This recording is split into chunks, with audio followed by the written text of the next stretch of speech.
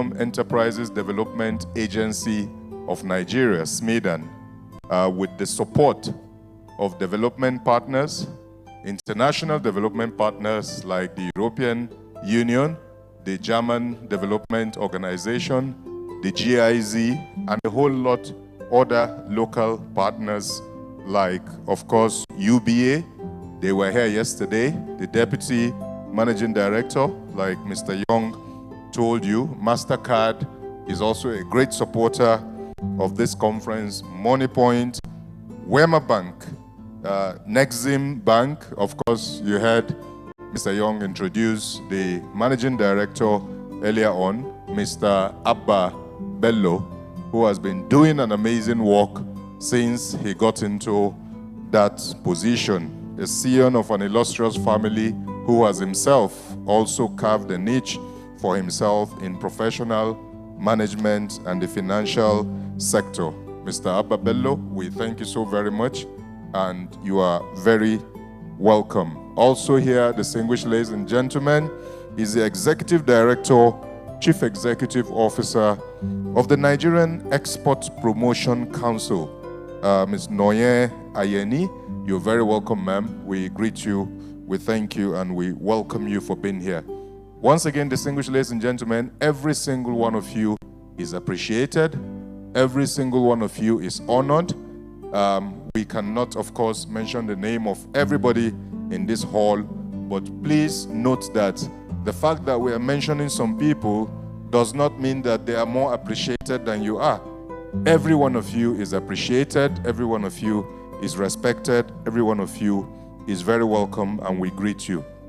Another thing I would like to point out is the beautiful synergy amongst the business support organizations and agencies of the federal government. It is admirable to see that SMEDAN is having an event, Nexim is here in full support, NEPC is also here in full support.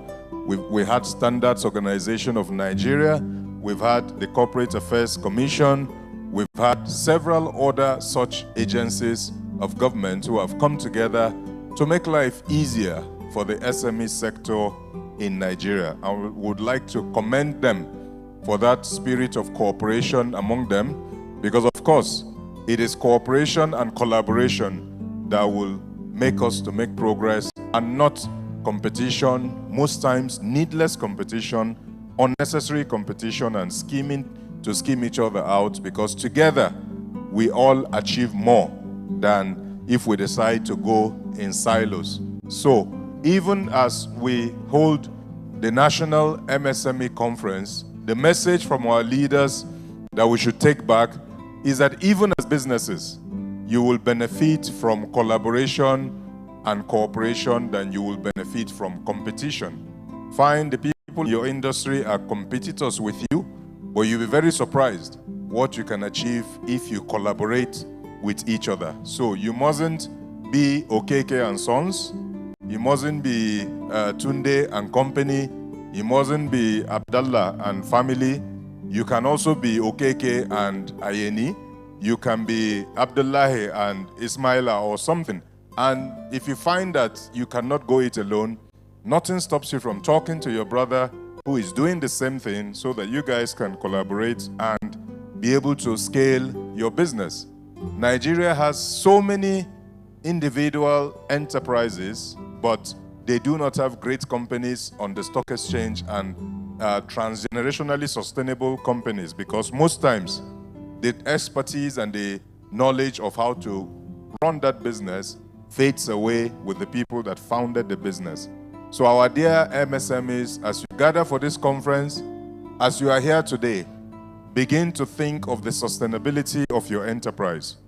Begin to think of the longevity of your enterprise. Begin to think how whatever business you are doing today can outlive you and stay long before you are gone, so that 100 years from now, 50 years from now, we can still be remembering your organization because you had a sustainability plan and you had people that helped you to continue to run that business even when you retired.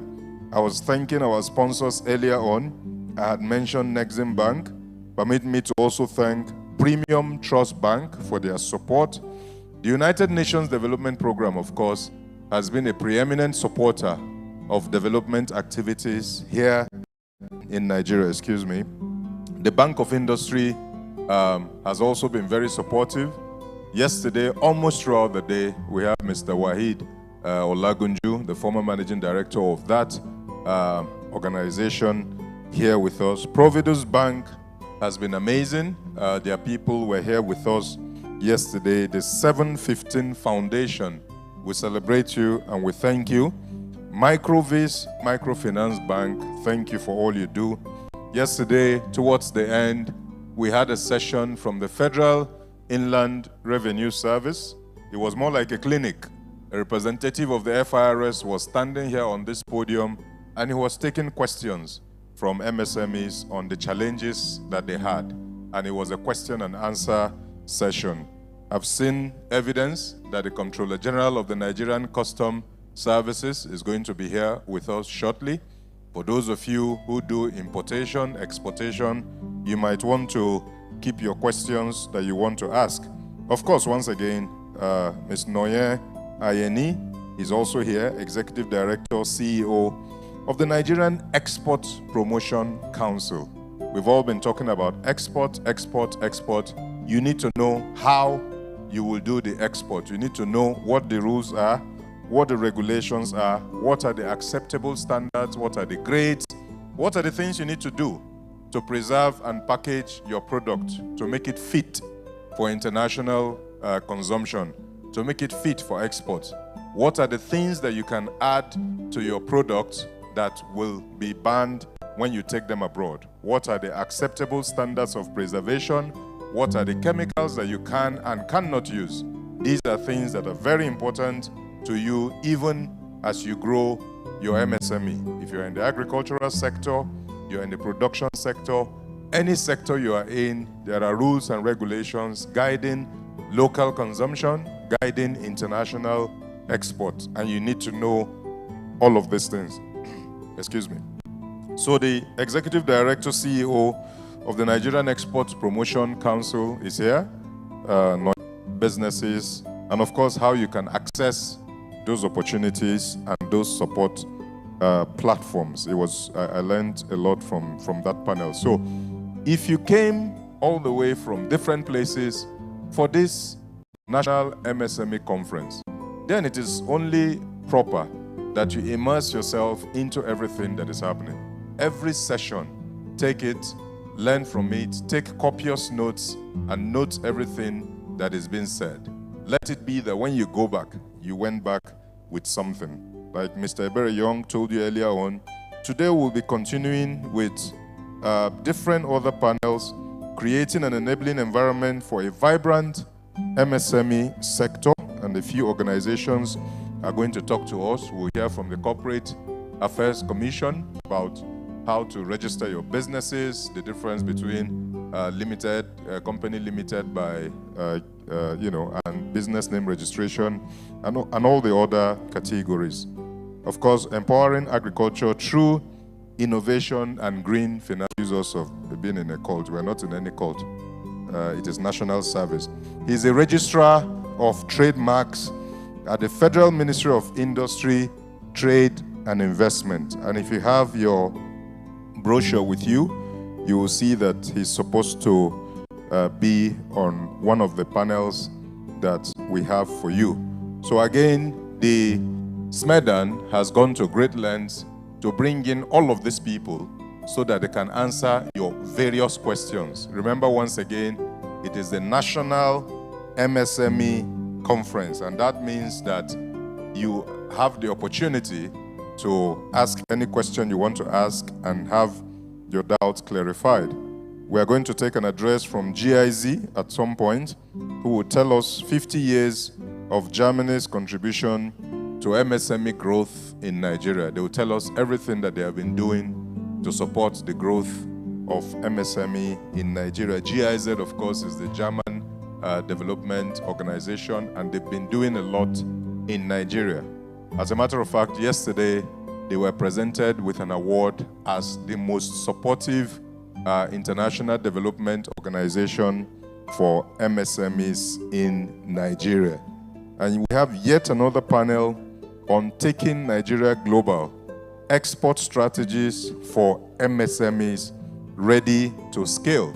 And one of the speakers on that panel, Ms. Noye Ayeni, is already here seated. Again, she's the Executive Director, Chief Executive Officer of the Nigerian Export Promotion Council.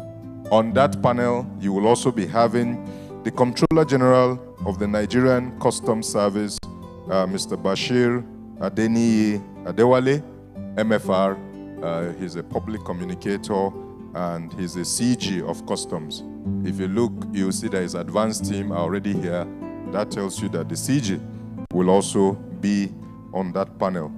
Also on that panel, we are going to have Toby Moody, the Director of the World Intellectual Property Organization, WIPO, and trade experts from the African Continental Free Trade Area, Managing Director, Nigerian Ports Authority, and of course, Mr. Abba Bello, Managing Director of Nexim Bank, who has also been with us since yesterday. He spent his whole day yesterday here with us, and you know, it is not easy for the Chief Executive of a federal parastatal to spend his entire day with you. He did not go to the office, he resumed here, and he closed here. He didn't leave at any point in time. We are, my boss, Mr. Ebere Young, and I were having a conversation earlier to plan the day, and we are very mindful, of course, of the religious leanings of all our participants, and we've made arrangements to ensure that we create time for the Muslims among us to observe their Jumu'at prayer when it is time. So as we go along with the program, we will ensure that we accommodate time for our Muslim participants to go and observe their Jumu'at prayers. I'm sure arrangements are in place to ensure that you use the State House Mosque for your prayer. That way, you don't have to go too far. You can observe your prayer and rejoin us, and we'll make sure that you do not miss anything by reason of your going to pray. So, Mr. Abba, thank you very much for being with us throughout yesterday and even today. You are here early. Ms. Ayeni, thank you very much for being with us. The Registrar of Trademarks, Mr. Yauri, Distinguished Yauri, thank you so very much. At some point, we're going to have the signing of an MOU between the Enterprise Development Center, EDC, and Smedan. That will happen at some point. You will get details of the MOU and what it entails when they come to do the signing. We have a few master classes which will be held in some rooms around this place. So not everything will happen here at plenary. So you need to know that if you at any point in time step outside, to your right you will have a room that is called B0.26. B0.26. There you'll be having different master classes. We have a master class on legal, regulatory compliance and risk management. If you are interested in that, B026, when it's time, we will notify you, you will head there. We will also have a master class on starting with 0 naira. How to start a business with 0 naira. Excuse me. Oftentimes people complain that the challenge they have with starting a business is lack of capital, but it may not always be true. And you do not have wealth and scale your business, you might get into trouble. GIZ is also organizing a breakout session on structured support for digital transformation of MSMEs. Dear MSME, your smartphone is not just for you to take pictures and get on TikTok and Twitter and Facebook and the rest of them. Your smartphone is a veritable tool for business growth and development. Digital services. We live in a digital world. We live in a content world, so to speak. So you can use your phone to grow your business, and you can use other digital tools to grow your business. So we have a breakout session that will discuss that, sponsored by GIZ, Structured Support for the Digital Transformation of MSMEs, so that you cannot afford in this day and age to say, no, I don't do Facebook. No, I'm not online. No, I don't do. No. If you don't do, let your business do. If you don't want to do, let your business do. No problem. You are a private person. We agree. Stay out of it, but make sure your business is online.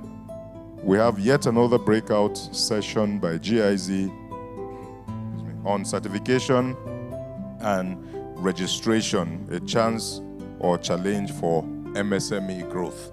There are certain certifications, standardizations that your business or your product require. They will help the business to grow. They will help the product to gain acceptability. What are those certifications? What are those standardizations? There are NIS standards, of course, different ones, which you need to have on your product before you can either export or before it can be accepted in certain circles. The customs, of course, have their own certifications and things that you need to have on your product. You are going to be learning all about those. And of course, once again, the Registrar of Trademarks is here with us. He will tell you how to register your invention, your product, how to patent your intellectual property and make sure it is protected, so that it's not that you have an idea and you see somebody else doing it and you accuse the person of stealing your idea. Nobody steals idea. Ideas are given to everybody at the same time. It is the person that implements that owns the product. You have been dreaming of that idea and you refuse to implement. A dream not implemented becomes a nightmare, because you will just see somebody else implementing the same thing. I remember my very dear friend, now late, he kept telling me that this spot would be fantastic to have. He moved into Lugbe a while ago in an estate, and he says there is nowhere that he has to go to town to buy bread. So that he's going to open a bakery just at the junction, so that those coming back from work can stop and buy bread to use for tea with them and their family in the morning. Every day I come and visit him, as we are leaving, he will remind me that he will open a bakery at this spot. One day we were passing and we saw that somebody had opened a bakery at that exact same spot. And he said, now only me and you talk this thing. I said, well, it's not me that opened it. It's not my own. So it couldn't have been me. So what that tells you is that for every idea that you get, you are not the only one that get the idea. God liberally distributes ideas. It is whoever goes to start the implementation that is the first mover. Abi, it's called first mover's advantage. You are the first mover.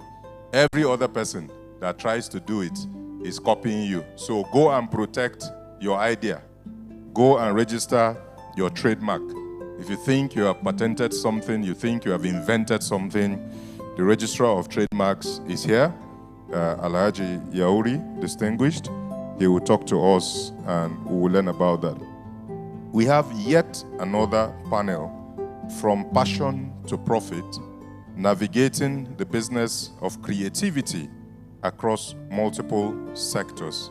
And that is one that I believe a few of our young people will look forward to seeing, because on that panel we have Osas Ihodaro, a popular actress, for those of you that take out time to watch movies, which you should, of course. You should not, your timetable should not be hustle, hustle, hustle.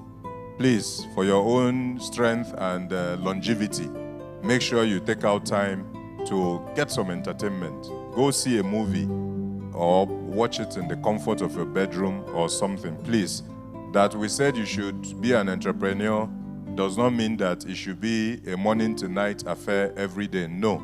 Please make out time to get some entertainment. And that is why we have this breakout session, this panel session, From Passion to Profit, Navigating the Business of Creativity Across Multiple Sectors. This session will help you learn how creativity can be multiplied and even monetized across sector. Like I said, we're in the age of content. Whatever you are doing, you'll be very shocked that you could create content out of there. So Osas Ihodaro will be with us. She's an actress. I'm sure a lot of people know her. And Timini Eguson will also be here with us this afternoon. I see some ladies smiling. It's okay, I understand. He's a sweetheart.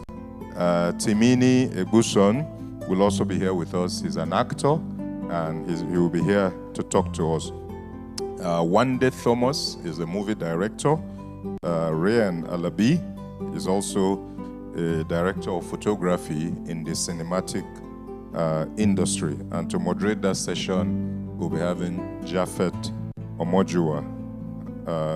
We have yet another masterclass, Optimizing Your Business Strategy Using AI to Power Your Marketing Strategies. That will be delivered by Google. They've been with us. They are partners to this conference. They were setting up yesterday. So you might want to, everybody's saying AI, AI, AI. This is your opportunity to understand what AI means, artificial intelligence, of course, how it affects you and how it affects your business, and how you can parlay or leverage AI into the business that you do. We are having a pitch session, and a few people are going to win a few millions before leaving this conference. So some of you came to this conference maybe with your last card. A few people are going to go home with millions before this conference is over. So we're going to have the finalists of our pitch session. Yet another masterclass. This event is packed full. Let's put our hands together for Smedan, please, for their thought process. This is like a private sector driven affair, because they want to impart value. They want you to get value for coming all the way to be a part of this event. They have yet another masterclass, which is titled Building Competitive Advantage Strategies for Small Businesses. What you need to do, the extra edge, your unique selling point that will make a buyer walk across from your competitor and come to you. My barber is about 30 minutes away from where I live. And if you know men and their relationship with their barbers, men are very faithful to their barbers. We don't cheat on our barbers. We keep our hair and our beard until when we can get to our barber. We are very faithful to our barbers. Don't ask me where we are not faithful. I can't answer you. But our barbers, we are very committed. We are in a committed relationship with our barbers. No cheating. We don't cheat. So why would I leave my house in Gozape and drive all the way to Wuse 2 by 12 midnight to go and barb and come back, taking all that risk, burning all that fuel? Perhaps I burn more fuel going to barb than the price I even pay for the haircuts that I'm receiving. Number one, it's convenient. They are open 24 hours. So that means I can finish my entire activity for the day, and before I go home, I go and get a haircut.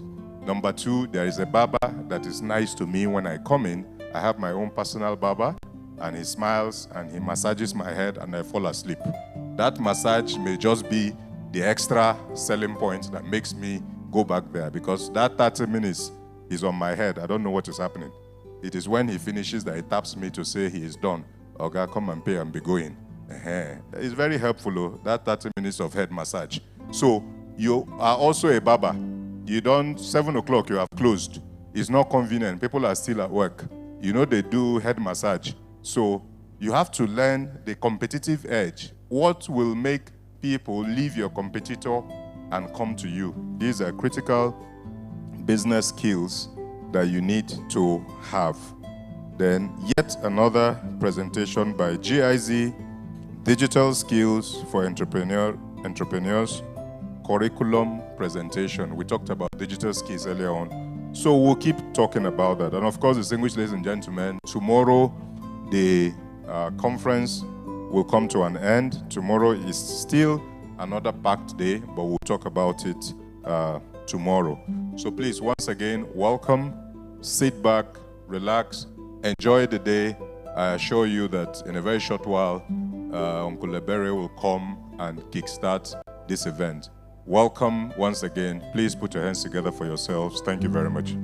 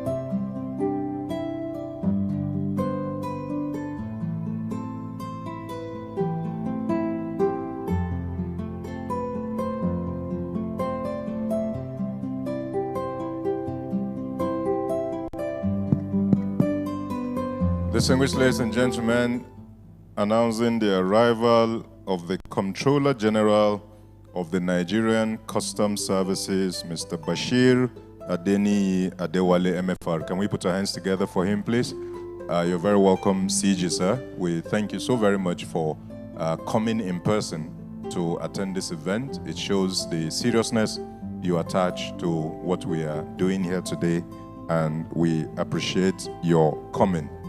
Thank you so very much, sir. Ladies and gentlemen, recall I informed you earlier on that we are going to have a panel of taking Nigeria global, export strategies for MSMEs ready to scale. And I told you, if you look at your program, I hope we all have this, right? We all got this at point of registration. Do we all have this agenda? Awesome. So if you look at panel 3, you will see that the CG Customs is on that panel. He is here seated. You'll see that the Executive Director, Nigerian Export Promotion Council, Mrs. Nonye Ayeni, is on that panel. She's also here seated. If you look, you'll see that Mr. Abba Bello, Managing Director of Nexim Bank, is on that panel. He's also here seated in person, not sending representatives in person. That tells you the value they attach to you and the fact that they want to impart knowledge to you. CG, sir, you're very welcome. Keep your questions, write them down, your concerns, all the, if any, all the wahala you have been facing with custom. CG is here. He's the number one. He has the yam, he has the knife. You hold him very well, like the Igbo would say. So it's not very easy to see CG. If you go to his office, God help you. But here he is today in person. So take advantage of it and cut as much wood as you can cut when you climb the Iroko, according to Uncle Ebere Young. So when you climb an Iroko tree, cut as many branches as you can cut, because you don't know when next you'll be able to climb there. So today that you have seen CG of Custom, MD of Nexim Bank, ED of NEPC, bring your cutlass and cut as many wood as you can cut. Don't cut them all. I didn't say you should use cutlass on them, please. It's a metaphor. So thank you very much. We are getting ready, and we'll just talk to Smedan and we can get this session going, because we know that these are very busy people and we do not intend to keep them beyond their allotted time to be here. So we'll make arrangements to kickstart this session as soon as possible. Thank you once again and welcome.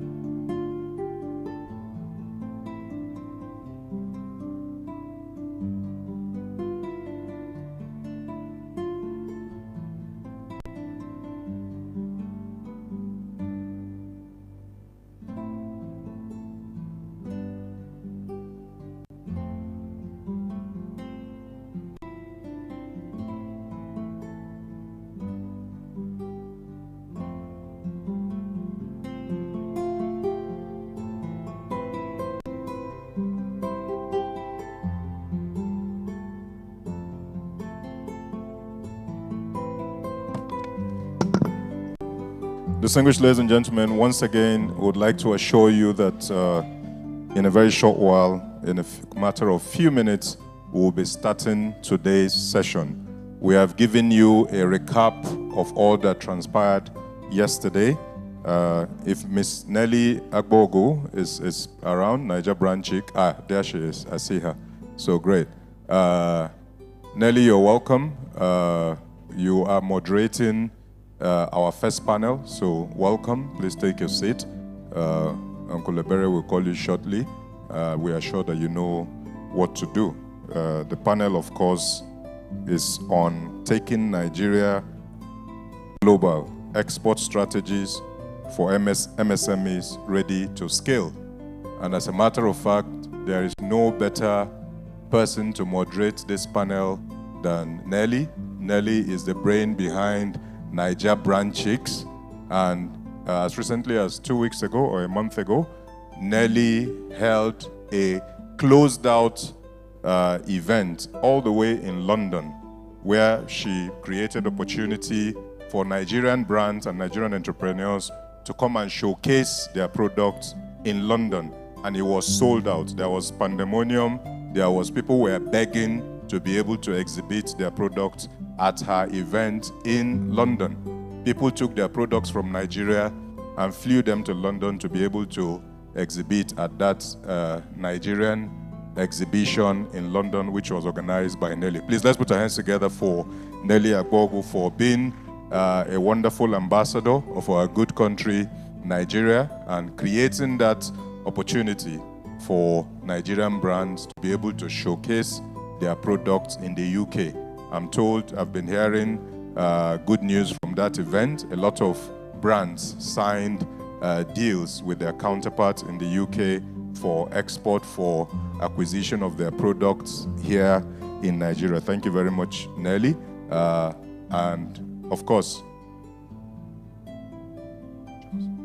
ladies and gentlemen, please make welcome Mr. Ebere Young, MFR. Thank you very much. And so, distinguished ladies and gentlemen, we are gradually moving into the start of day 2 of this National MSME Conference 2024. Like we said earlier, 2 of the panels that couldn't hold yesterday will move forward today. But our first panel here today will be on the one that will be taking a look at taking Nigeria global, export strategies for MSMEs ready to scale.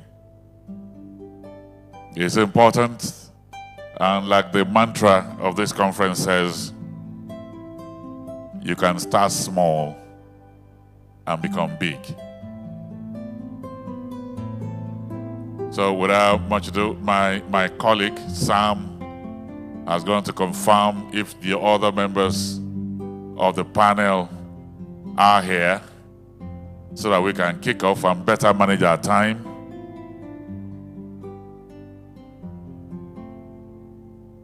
Because we have seated about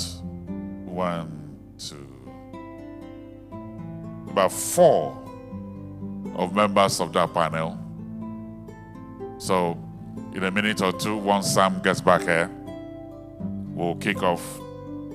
How do we begin to galvanize our MSMEs from across the country? There are over 40 million of them, contributing significant GDP to Nigeria's development.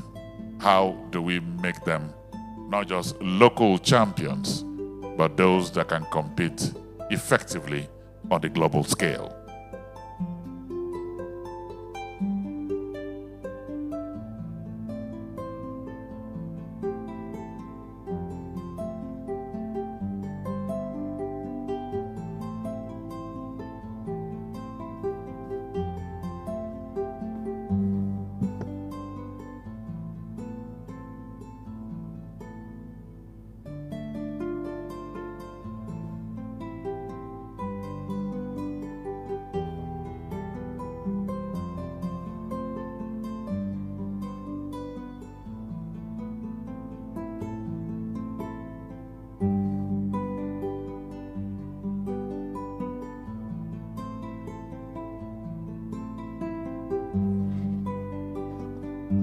As you come in, please take your seats. Let's just settle down. The panel is about to take off. Just find somewhere to sit.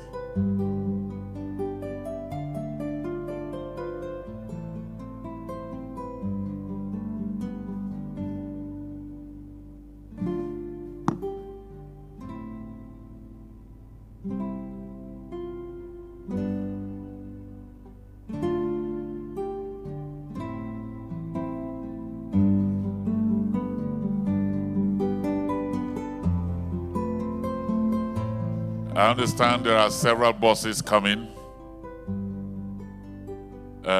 in. So when you are here, just take your seat. Don't use your bag to secure a seat for another person, so that when other people come in here, they can be able to sit down comfortably. So we welcome you. As you're stepping in, please come in and take your seats. And I understand the rest members of the panel are walking in now so that we can start.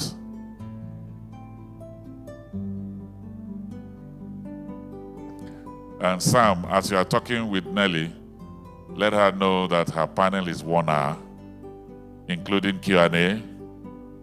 Yeah? Can you help us? Okay. So, are we ready to go? Okay. And so, distinguished ladies and gentlemen, welcome to day 2. And like we said earlier, some of the panels were 2 that we couldn't hold yesterday.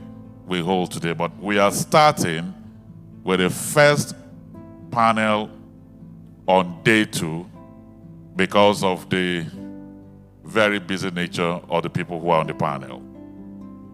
So without much ado, let me welcome all of you. Please, as you're coming in, take your seats. Let me welcome here our daughter, but globally relevant. And like Sam said, she's one who could lead the way in terms of scaling up and becoming globally competitive. Founder, Naija Brand Chick, our moderator, please welcome here, Nelly Agbogu.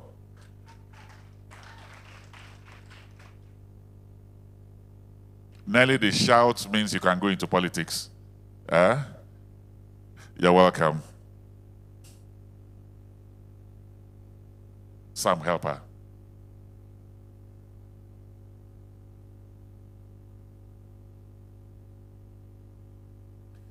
So these are members of the panel. We're very happy to have him here, an extremely busy man. In the first quarter of the year, I understand he has exceeded trillions and trillions of naira, generating revenue for national development. He's the Controller General of Nigerian Customs.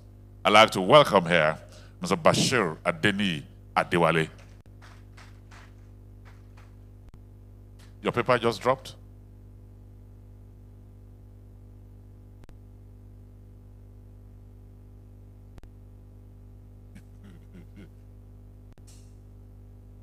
Let me welcome here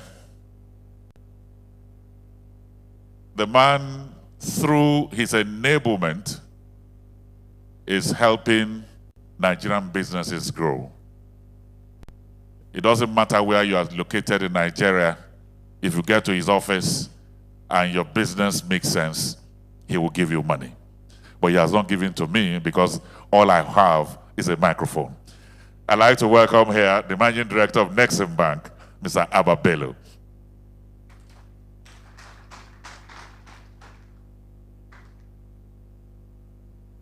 And so when he gives you money, you set up the business, you will export. And the Executive Director and CEO of the Nigerian Export Promotion Council, Mrs. Nonye Ayeni, is also here with us.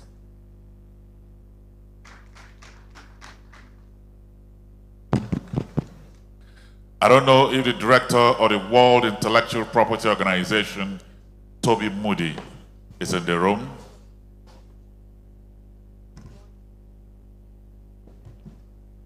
How about the Managing Director of the Nigerian Pulse Authority or representative, Dr. Abubakar Danso?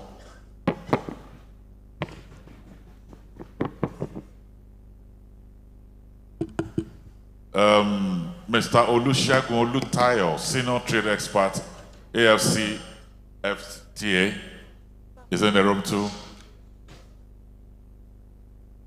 Okay, those are the other members in case while the session is going on, they will be joining us. As they're coming in, please let's come in quietly. This session is about to kick off. I can see somebody trying to hide something. Just come. Who's that?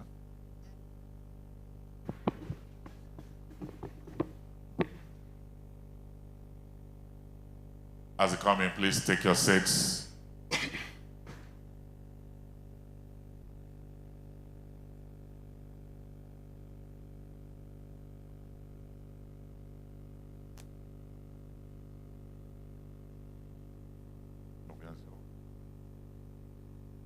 Okay, Mr. Shafiu Adam Yauri, MNI, he's the Registrar Trademarks.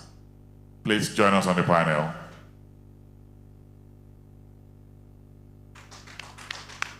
Appreciate him, or else your businesses will not have trademarks. Please don't be angry. Another round of applause, please. Thank you very much. Thank you. Can you help me, please?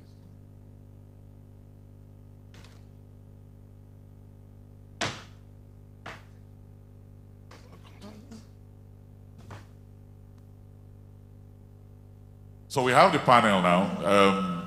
When the rest come in, they will join us. At this point, let me hand over to Nae. Over to you.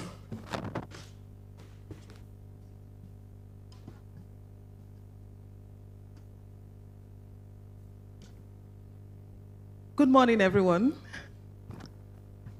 I'm excited to moderate this panel because it's very important to we small businesses in Nigeria. One of the things that we plan to do as small businesses is to stop complaining and start working. And that was one of the reasons why we do what we do. Recently, actually August, I took over 120, because I just want you guys to know who I am a little bit, apart from because some social media people here may know me, but I would like you guys to know me a little bit. I help small businesses. I do trade fairs, and I help small businesses to grow and scale their businesses. And I've been doing this since 2018. This event, and we did over £200,000 in the venue. So please, that's supposed to be something. We did an amazing job.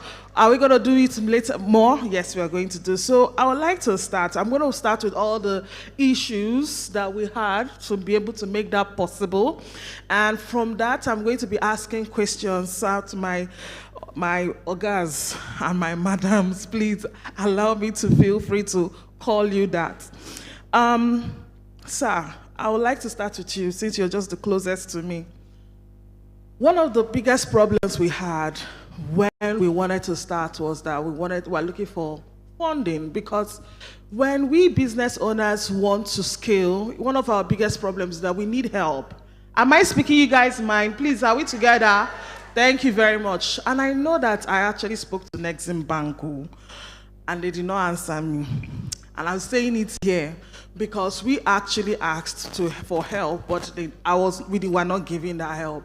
How is the best way possible for we small businesses to be able to grow and scale and get the funding that we need? Because the truth is that other countries support their SMEs in such a way that they can get the funding and get, so how do we do it? How do we get that help from Nexim Bank? How do we get that funding to grow and scale? We don't want to be small businesses for the rest of our lives. We want to scale. And you know that Nigerian business owners. Thank you, Nali. I expected that question would come, because truth is, when you speak to exporters or businesses generally, the first thing they say is their biggest problem is the funding. I think PwC even did a study to find out from small businesses what is their biggest impediment to growth or to even doing their business. And the first thing that they say is finance. 22% said is finance. But for me, finance is not the problem. The problem for finance or funding to small businesses is because of risk. Funding follows where risk is mitigated. Funding follows where businesses are profitable. So when you say, I don't know when you came to Nexim because I would have known if you had, but it's not an argument. So take the financial sector as a whole. Total lending for, because we're speaking about export now, for businesses in export, out of the total loanable funds, is less than 3%. And that is immediately where people notice that there is a problem. If funding is not going to non-oil export, then there is no non-oil export. It is no wonder that it's contributing only 7% of total exports in Nigeria. Now, how do we scale up MSMEs, especially to be able to access capital? The first thing I think is to cooperatize, because the first thing that MSMEs need to do is to organize themselves. One, as a business. Two, to ensure that there are governance structures in them. Second, is to try and build capacity for the businesses that they have chosen to do. With that, we'll start reducing the risk factors. But beyond the SMEs, there are also risks that are associated with export on its own, okay? We've identified there are production challenges, there are capacity challenges, and there are also standardization challenges. Working together with other agencies of government, we have tried to see how we can mitigate those challenges to enable MSMEs to operate smoothly across the country. I assure you that once we mitigate those risks, become more profitable, then funding follows immediately. For Nexim, what we have done, I think from about the 3% that is in lending to export, Nexim probably has like 50% of it. And we give this at very concessionary rates, 9%. Probably we're the only lender in Nigeria that lends money at single-digit rate. Why do we do it? So that we reduce financing costs. Businesses in Nigeria that are in export have challenges and costs that are not standard across the international markets. And if we add very high financing costs, then they now become unmarketable in the global markets. So we lend to MSMEs at, all exporters at 9% per annum. And it is what we do to contribute to see that MSMEs are able to compete well in the international market. Thank you so much, sir. We'll still come back to you. But talking about standardization, so, sir, I would like to talk to you, our dear Controller General, sir. We have issues with customs and the regulation of the, there's always changes there's always frequent changes in prices. How can we grow? If maybe today now, let's just say, for instance, let me use myself as an example. Maybe I want to export corn, and I know what the export prices and all that is today, and I calculate and I tell my buyer, and next minute it has changed. How do we regulate all these things? Because the calculation is too much, sir. How do we, because there's no, if you say it's, that's why people don't have a standard price. Prices keep changing. What can we do about it, sir? All right, thank you, Nelly. And let me also join everybody here to commend the efforts that you have put in, in your own capacity, trying to breathe some life into these small-scale industries and giving them a global access. Congratulations. Thank you. And I was wondering if Smedan should not have followed your lead. This kind of panel could have held in London or somewhere so that we know that we are following your good example. Let me also express my sincere gratitude for the opportunity Smedan has provided customs to be part of this conversation.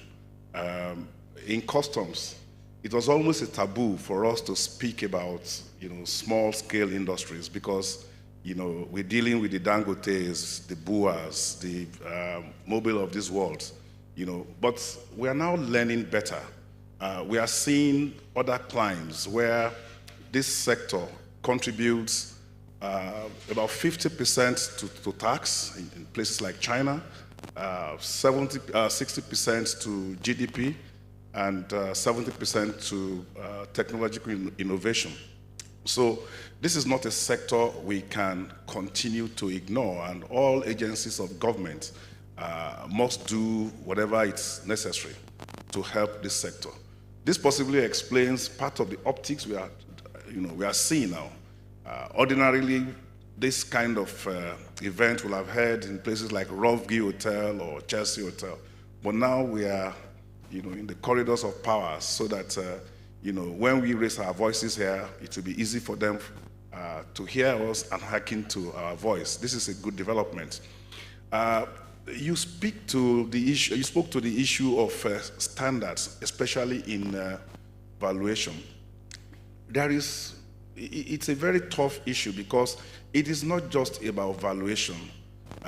When we operate in an environment where the currency is facing this kind of challenge, then it cuts across. The implication cuts across. So it's not just in the valuation of what you need to address your issue. It's also affecting the duty payment. It's affecting virtually everything that is dependent on imports and exports. And this is where the real conversation is.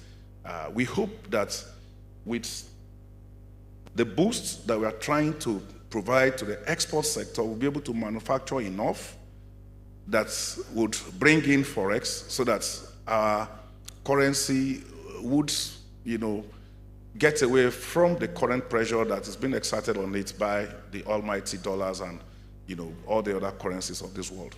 But in specific terms, let me explain that there are some things that do not change. One of it is the rate of duty that you pay on imported things. So when you import in, the rate is already set, either for a year or for the 5-year period that is provided for under the customs and excise tariff regime. Possibly your freight will not change. How much you transport this from one port to the other may also not change. The insurance may not change. The drivers of the change is mainly the exchange rates. And that this goes, beyond what customs alone can do. It's something that cuts across. I give you one example, a very practical example. My sister imported something by courier via DHL, and when it came, my people in DHL know that they would not bring such matters to me because they know where I stand when it comes to government revenue. So they gave 120,000 naira duty. And then there was the complaint, this is just about 2 kg. Why should I pay? My brother is the Controller General of Customs. So that argument went back and forth for about 1 week. And I explained to her, I said, look, I'd rather give you this money, you go and pay it, than for me to bend that rule. She said, okay. So we made money available. Lo and behold, she went there 2 days after I gave her the money, and then they said, sorry, the exchange rate that we used to calculate it has changed. It's now, something close to 187,000. And she came back to me. I said, well, the rich also cry. We should have done it at that time because I know about the volatility of the exchange rate. One thing Customs has done to address this is the advance ruling. The advance ruling helps you to get some kind of decisions, especially tariff decisions that are binding.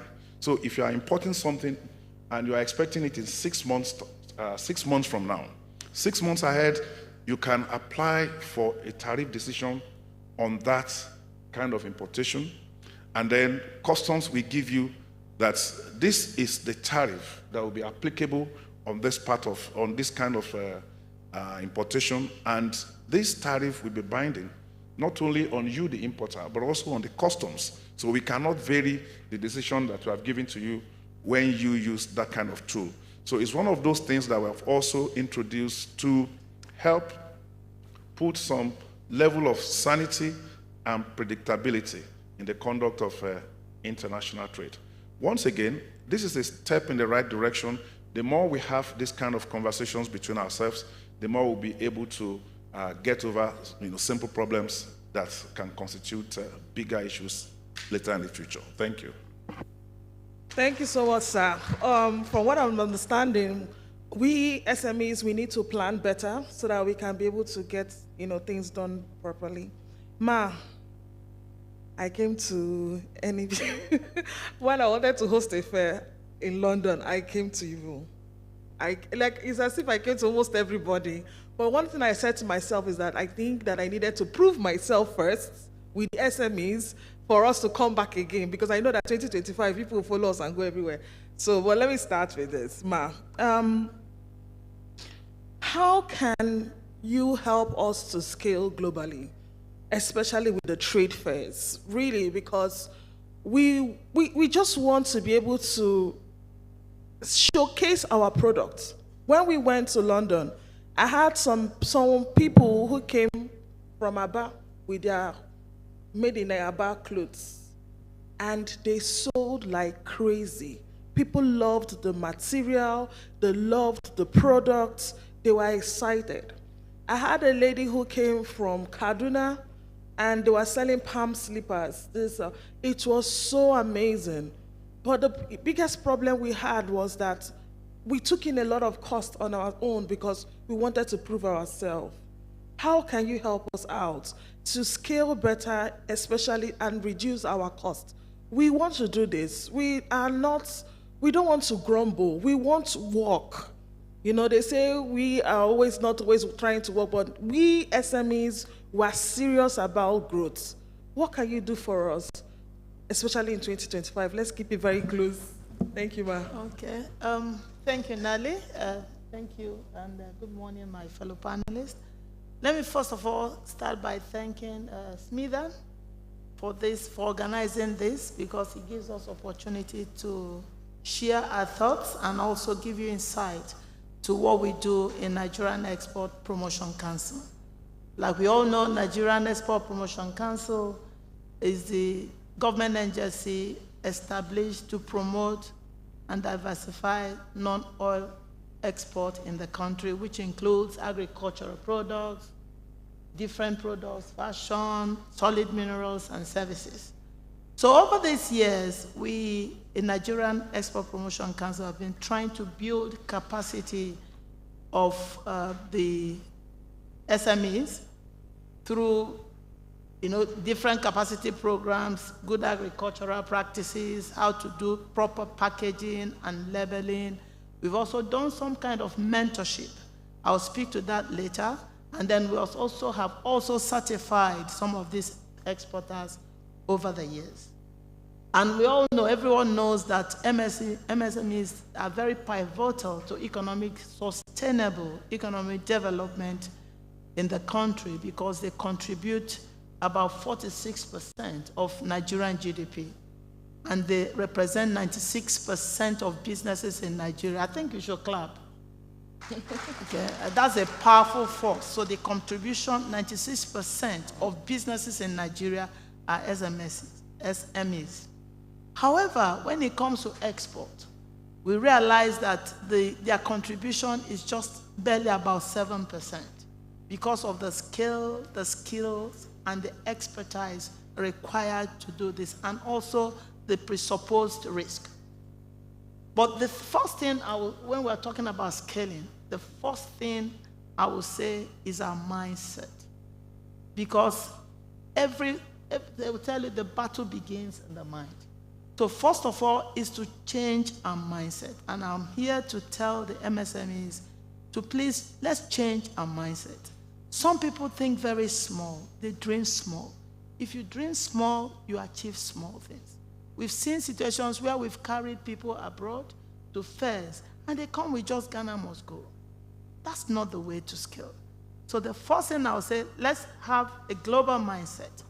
Let's dream and think digital, because digital is transformative. Let's also know that the world is our own marketplace, and that marketplace is in our fingertips. Now, we need to also, apart from our mindset, we need to build a capacity. You know, capacity in terms of, it's not just for us to carry the goods. Even if NEPC takes you abroad, there are so many other requirements and things that you need to make sure that you put in place before you start going to market. So you need to understand the rules of the game. You need to understand the requirements. If you are exporting a particular agricultural product, do you make sure that those products meet with international standards in terms of global standards? Have you checked the minimum residual level, the pesticide levels? And which is why some people just take their products, they export it, and then the next thing is the products are rejected, and then they run away from export and say it's risky. So the first thing is to build capacity locally. Good agricultural practices. How do I package my products so that it will meet up with standard? How do I make sure that the labeling meet up with global standard so that these goods are able to compete in the global market?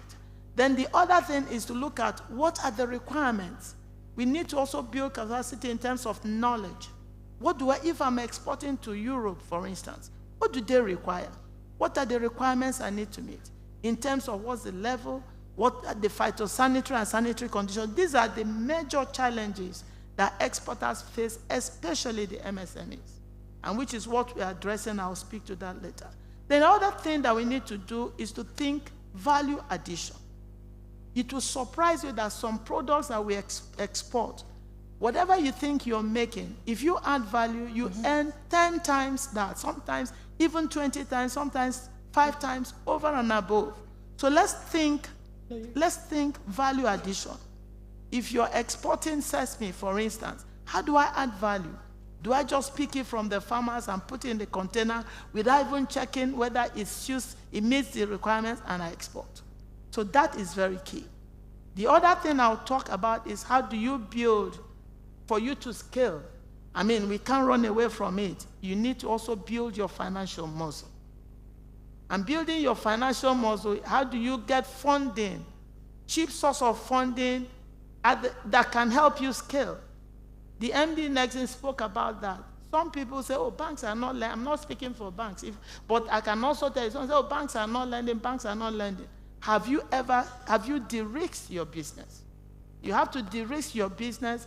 The banks are there to give funds. The funds are there, but some people don't even separate their capital from the profit. They don't even know their margin. They need money, they put on, they take, and then the next thing is that the business collapses.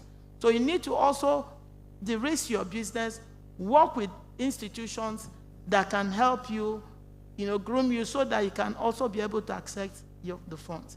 But most importantly, even if you do all of this, it may be very difficult for MSMEs to scale up in a way that they can become key players. So we encourage them to work in clusters. And that's one of the things where I will speak to some of the work in clusters. If you work in clusters, you pull resources together, then it's easier for NEPC and other agencies to intervene in terms of training you on good agricultural practices, training you on how to do packaging, even doing some certification for you. But you can't do that in silos. We need to begin to work in clusters, bring ourselves together in clusters, and we can scale up and we can compete globally. So let me also speak, and then the other thing is let's get connected. I came into the council, we have over about 30,000 registered exporters in the council. only very few are exporting. So some people register, you're not even connected. Connect to us, connect to Smedan, connect to, we have what we call the NEPC Connect. In the last 4 months, we've done 3 seminars, and we have trained a lot, about 11,000 people have participated on that. That's where they tell you what you're required to do, what you need to do, how you're supposed to do it. If you're going to export to China, these are the requirements, the GSCC. If you don't do that, you export your goods, and the goods are rejected. So get connected. If you get connected, then we open you up to some of the available things in the market. Now there is what they call the wide. I can also use opportunity to explain it. Where women exporters in digital economy. It was launched this year, I think February, in Abu Dhabi by Her Excellency Dr. Ngozi Okonjo-Iweala, where they will support women in digital trade. At NEPC, we have already applied to be one of the BSOs to represent the country. They're only going to pick about 3 countries, and we'll do all we can to make sure that Nigeria is selected. It's open. So let women, sign on, get connected to what is happening. A lot is happening. After is also another market that I believe MSMEs can play and is a big market that is a big market of 1.3 billion people connecting 54 countries. Majority of these customers of these countries need our products. So please, my final word is that at NEPC, would you believe this year alone, we've had leveraging on our 36 states. We have operations in all the 36 states. We've had about 120 programs on good from just the first half of the year.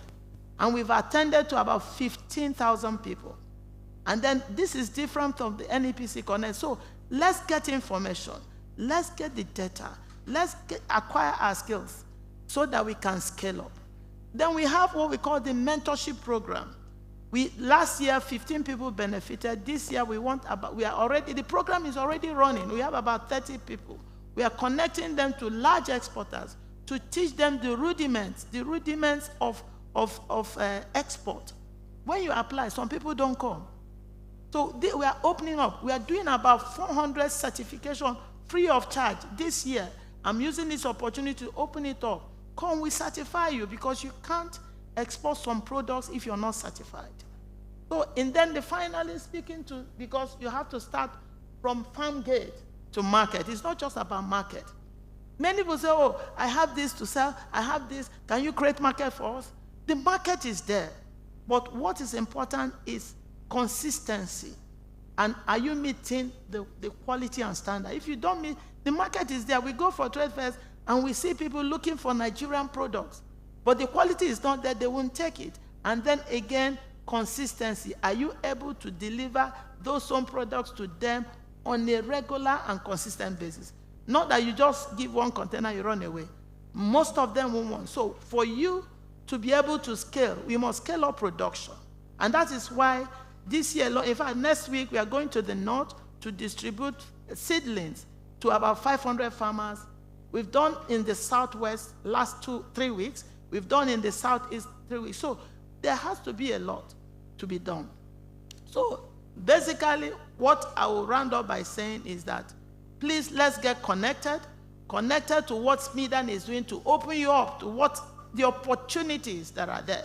Let's not be watchers. Let's not be bystanders. Get connected to Nigerian Export Promotion Council. Get connected to NEPC. Get connected to NEXIM. See what is happening. Don't stand aside.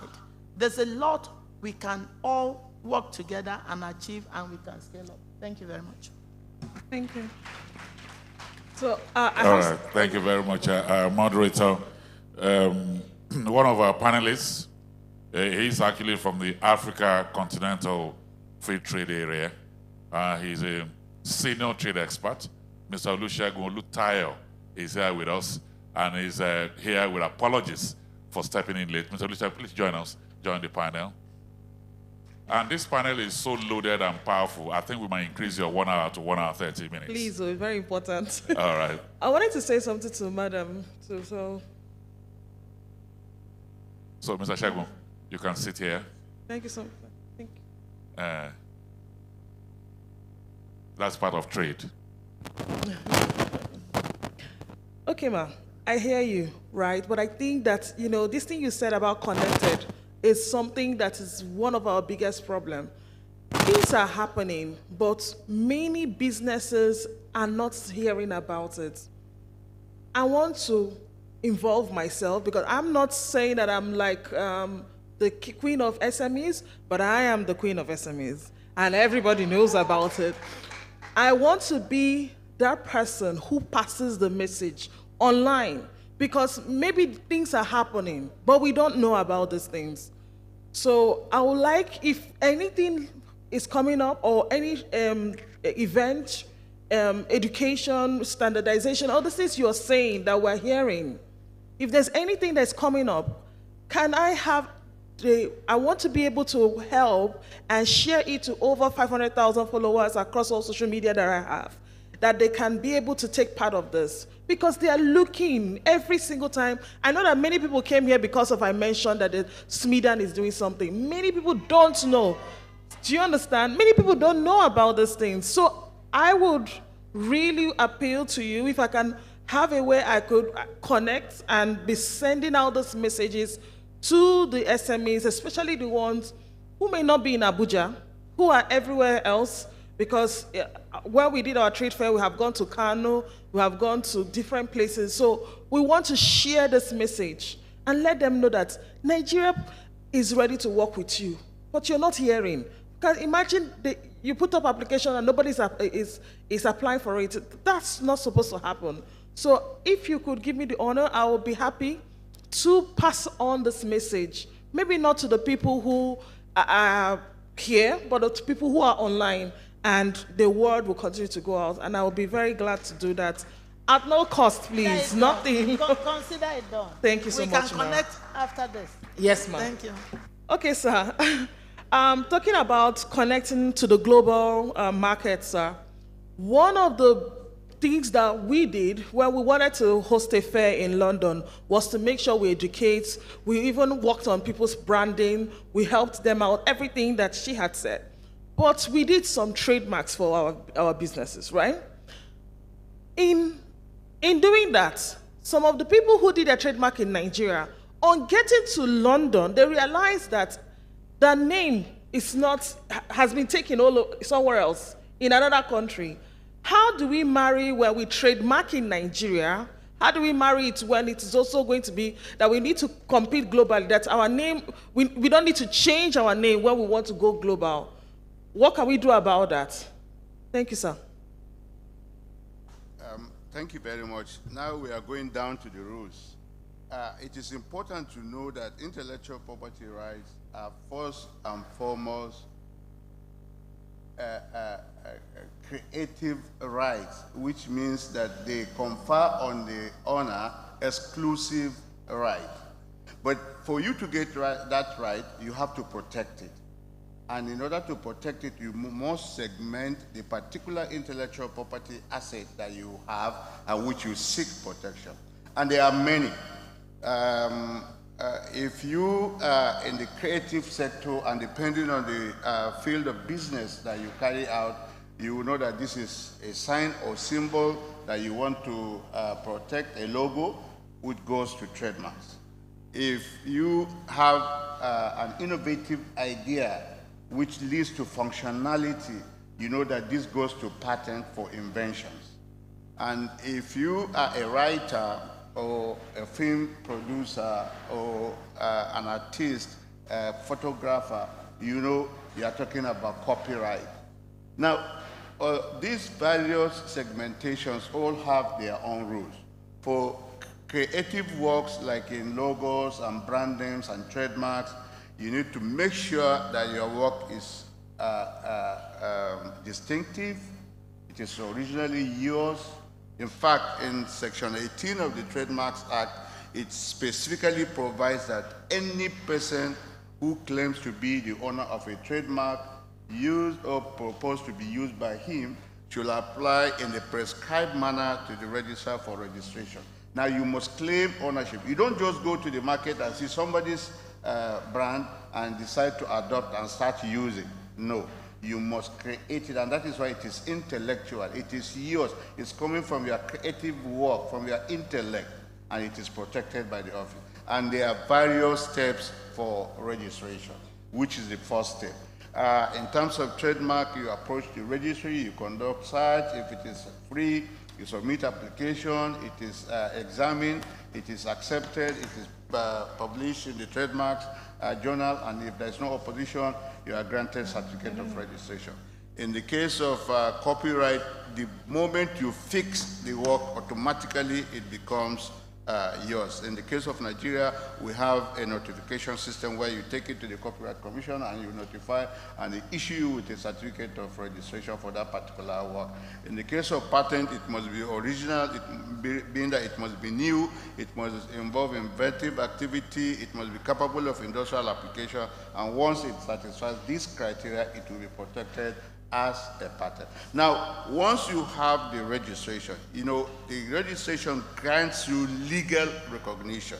It grants you exclusive right. It creates a niche in the market. What does this do?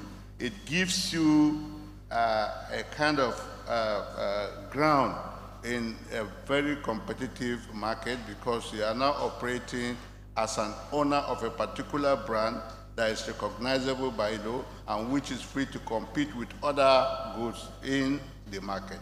However, registration going global starts with protection in your own country. So you must protect your brand or trademarks in Nigeria.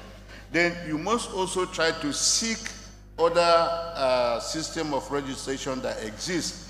In Africa, before going to the system in Africa, we have under the Paris Convention for the Protection of Industrial Property of 1883, which provides that members of the Paris Convention should recognize registration from a member country. So Nigeria, being a member of the Paris Convention, recognizes applications of registration from other Paris Convention member countries, as well as other countries also do recognize reciprocally our registrations. So if you want to take advantage of such Paris Convention norms, you need to notify the Paris Convention member within 6 months or latest 12 months of your registration in Nigeria. Number two, under the African Intellectual Property Organization, ARIPO, we have a regional system of protection whereby countries that are members of that convention come together to recognize the registration of each member countries under the system through a single registration. Then above that also we have, under the World Intellectual Property Organization, a system of international registration of marks or brands called the Madrid system or the Madrid protocol. If you are registered in that system, once you indicate protection in the number of countries that you want recognition of your trademark, you get automatic recognition in those countries. Otherwise, if you are not in that system, a country is not in that system, then you need to protect in each of those countries because intellectual property by nature is territorial. You get protection where you seek to have your brand or your mark or your intellectual property protected in those countries. So these are the two systems. You can seek individually in those countries, or you can seek to go through under those other arrangements and systems to get protection at a global level. So it's always very important for applicants to know, number one, you need to protect in the country, which is Nigeria, and you need to seek protection in the other countries where you want your brand protected. Otherwise, once you are protected in Nigeria, you are only protected in the territory of Nigeria. Thank you very much. Thank you so much, sir. So one of our panelists is here, the director for WIPO, Mr. Oluwatoluboba. I hope I pronounced it well. Modi, yes, sir. Please, thank you so much. Come and join us.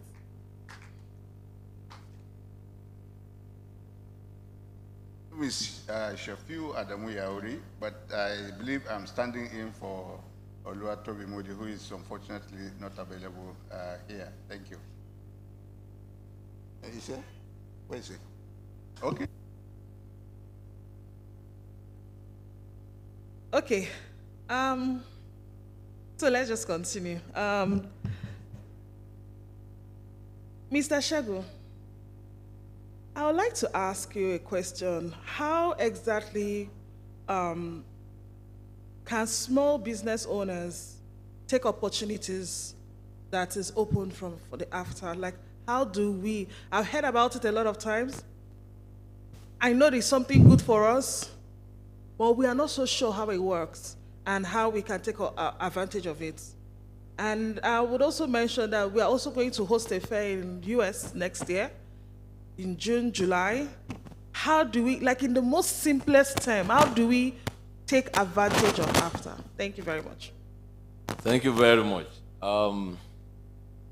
First and foremost, my name is Olusegun Oshego. I'm so sorry. Thank I will you. learn. You know, where I grew up, name is very, very crucial. The way they call you is the way you must pronounce it. That's fine. I think I want to start on the note of essentially tendering unreserved apology for coming late. Nothing is deliberate. It's a duty call. Just last night, we got a call from the Minister of Finance that the leadership of the coordination, the Nigerian AFCFTA coordination office, must be at his office at 9 a.m. because we need to resolve a very critical issue that has to do with our people taking the full advantage of AFCFTA. And the good news is, of course, I can share it, we have a direction now, and the Honorable Minister has graciously ready and committed to go that route. Thank you. If you need to clap, thank you very much. Secondly, is also to bring greetings from my principal, Mr. Olusegun Awolowo, who also sent his warm regard to the entire distinguished panel and, of course, every single present here. Thirdly, I grew up in an environment where appreciation is very crucial. And I'm going to start with my dear Egbon, the CG of Custom. Sir, I've always been saying it in your presence and even in absentia. Your humility is something that some of us are looking at and we are inspired by it. We salute you, sir. We salute you. And of course, my dear brother from Nexim, Egbon Abba, we appreciate you. My sister from NAPC, thank you for all what you are doing. The Registrar of Trademark, and my brother that just came from WIPO. We salute all of you. Now, to your question, let me put it this way. I'm going to flip it from the point of a question, which I believe you all agree with me when that question comes out. Can anybody here today disagree with this statement I want to make? Africa is an import-dependent continent. Yes or no? That is a chorus yes. That is a call for action. That is telling all of us if there's any time to turn things around, it is now. And the only instrument we have, the only path to make that happen, it is African Continental Free Trade Area that is called AFCFTA. Why?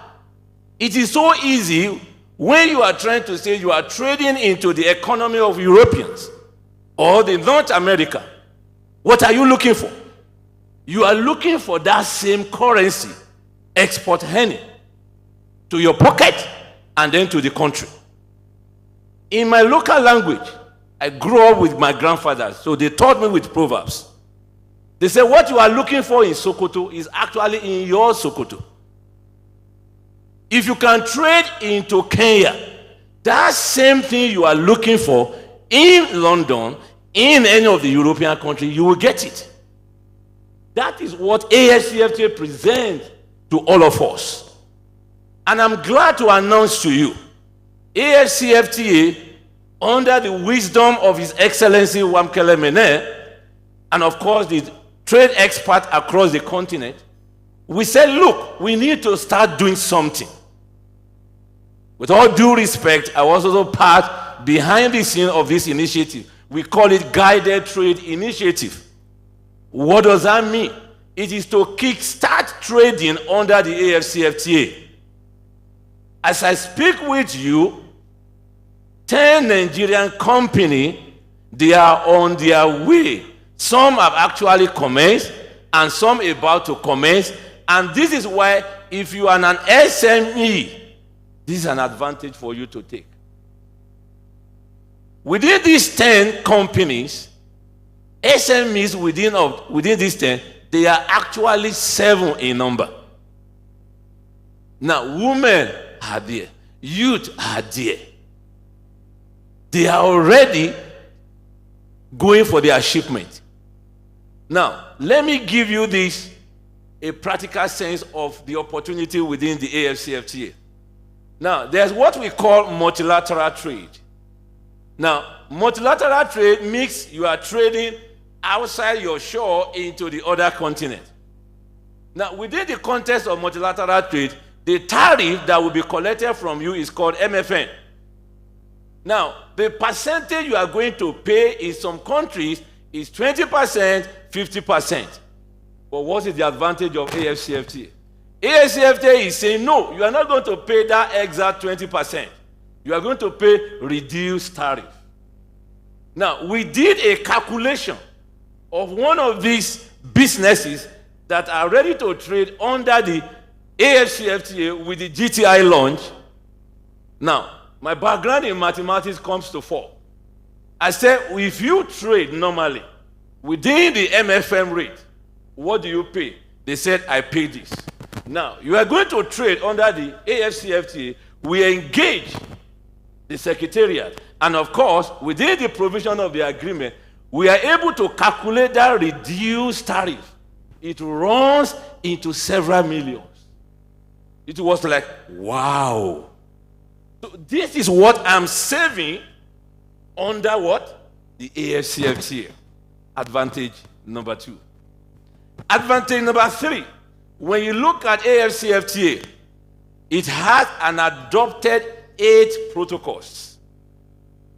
8 protocols. Now, these 8 protocols, they are embedded with massive opportunity. Is it the trade in goods? Is it the trade in services? Is it the competition? Is it the investment? Is it the intellectual property right? Is it the youth and women protocol? By sheer grace of opportunity and with all sense of humility, I am partly the drafter of some of these protocols. So it was easier for some of us to quickly identify all these opportunities within this protocol. So to every single SMEs that are here or businesses that are here, I call on you, take advantage of AFCFTA. It is easier to trade into any of the economy within the Africa than actually trading into the European economy. In the context of standards, we have had cases of reject from the European economy. But within the context of AFCFTA, we are working on what we call harmonizations of standards. Has it happened? No. Is it a work in progress? Yes. Are we reaching there yet? We are working towards that. So that at the end of the day, once you got a certification from any of the country within the continent, you are easy to go into the other continent of economy within the AFCFTA. Furthermore, it is also to let us know that if you are an SME here, and then one of the challenges that I used to hear from the SMEs is access to finance. Access to finance. No, I cannot disagree otherwise. But here is the good news. The Nigerian AFCFTA Coordination Office, under the leadership of my principal, we have presented a memo before Mr. President, President Bola Ahmed Tinubu, GCFR, and he has graciously approved this memo. What is it all about? We call it AFCFTA Readiness Fund. I repeat, AFCFTA Readiness Fund. I think we should clap for Mr. President. Now, this fund, it is totally and practically for businesses, whatever is your category, to take advantage of AFCFTA market. Furthermore, advantage. As I speak with you, based on my expertise within the context of international trade, we have designed a model to more or less say, if you have X and Y product within the schedule of tariff concessions that was submitted, where is the market for this product? So we have been able to have this model to now point to you and say, you can take advantage because this market is looking for this product. So that makes it easier for you. So it is just for you to do your business deal on the technical side, on the expertise side, on the coordination mandate that we have. We are already what? Getting close to ramp up this model, finally. It is also for me to let you know, one of the advantages under the AFCFTA, it is to the fact that Article 20 and 21 of Annex 2 of Trade in Goods and Services expressly says each state party must have what we call designated competent authority.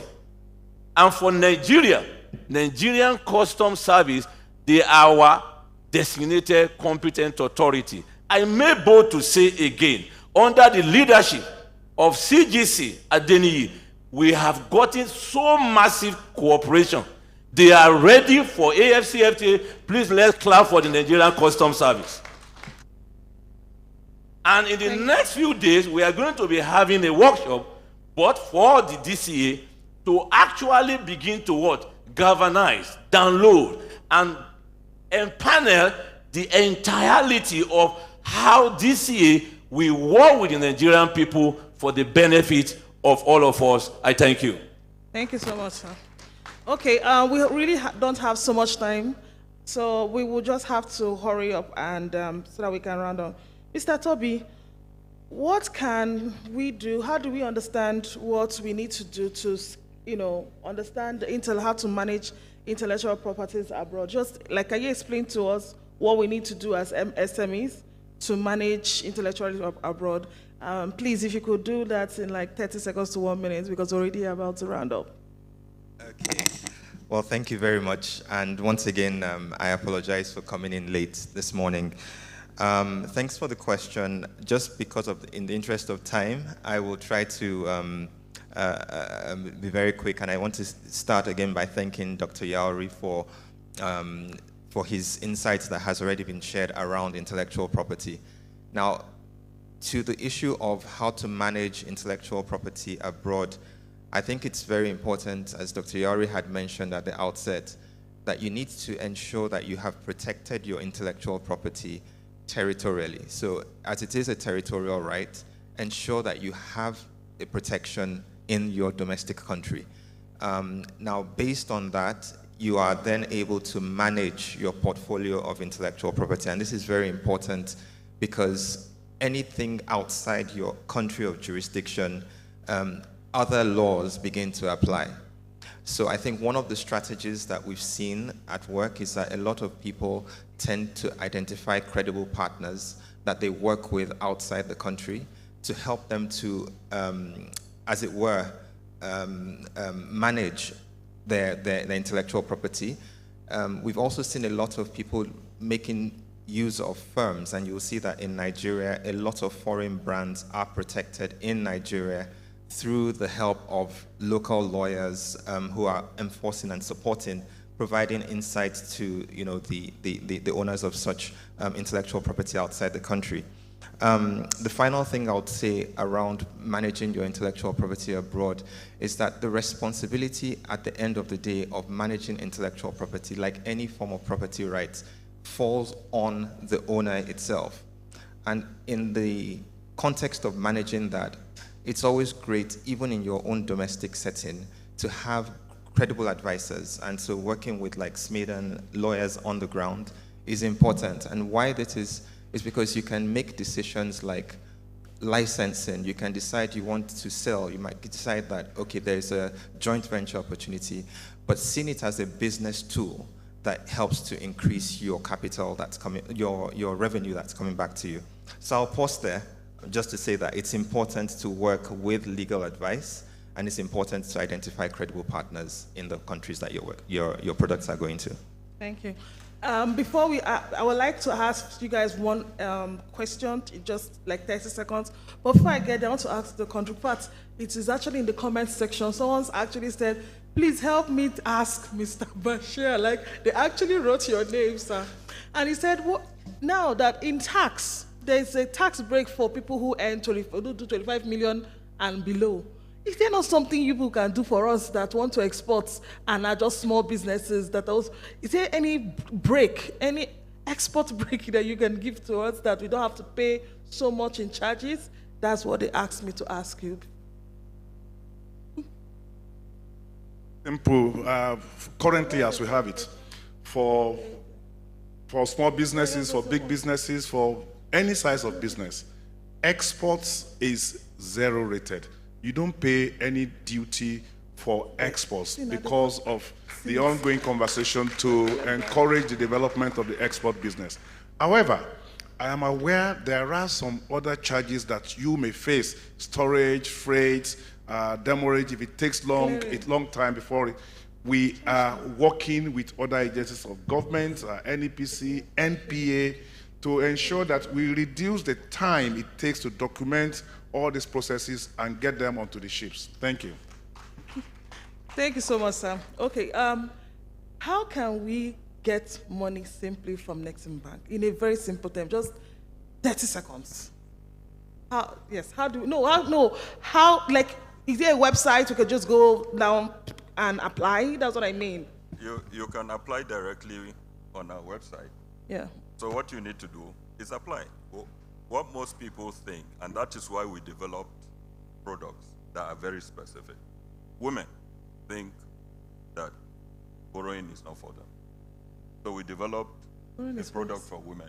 Youth think that borrowing is not for them or Nexim is not for them. So we developed a program for youth. We've noticed that in the export value chain, the active gender and age bracket is the youth and women.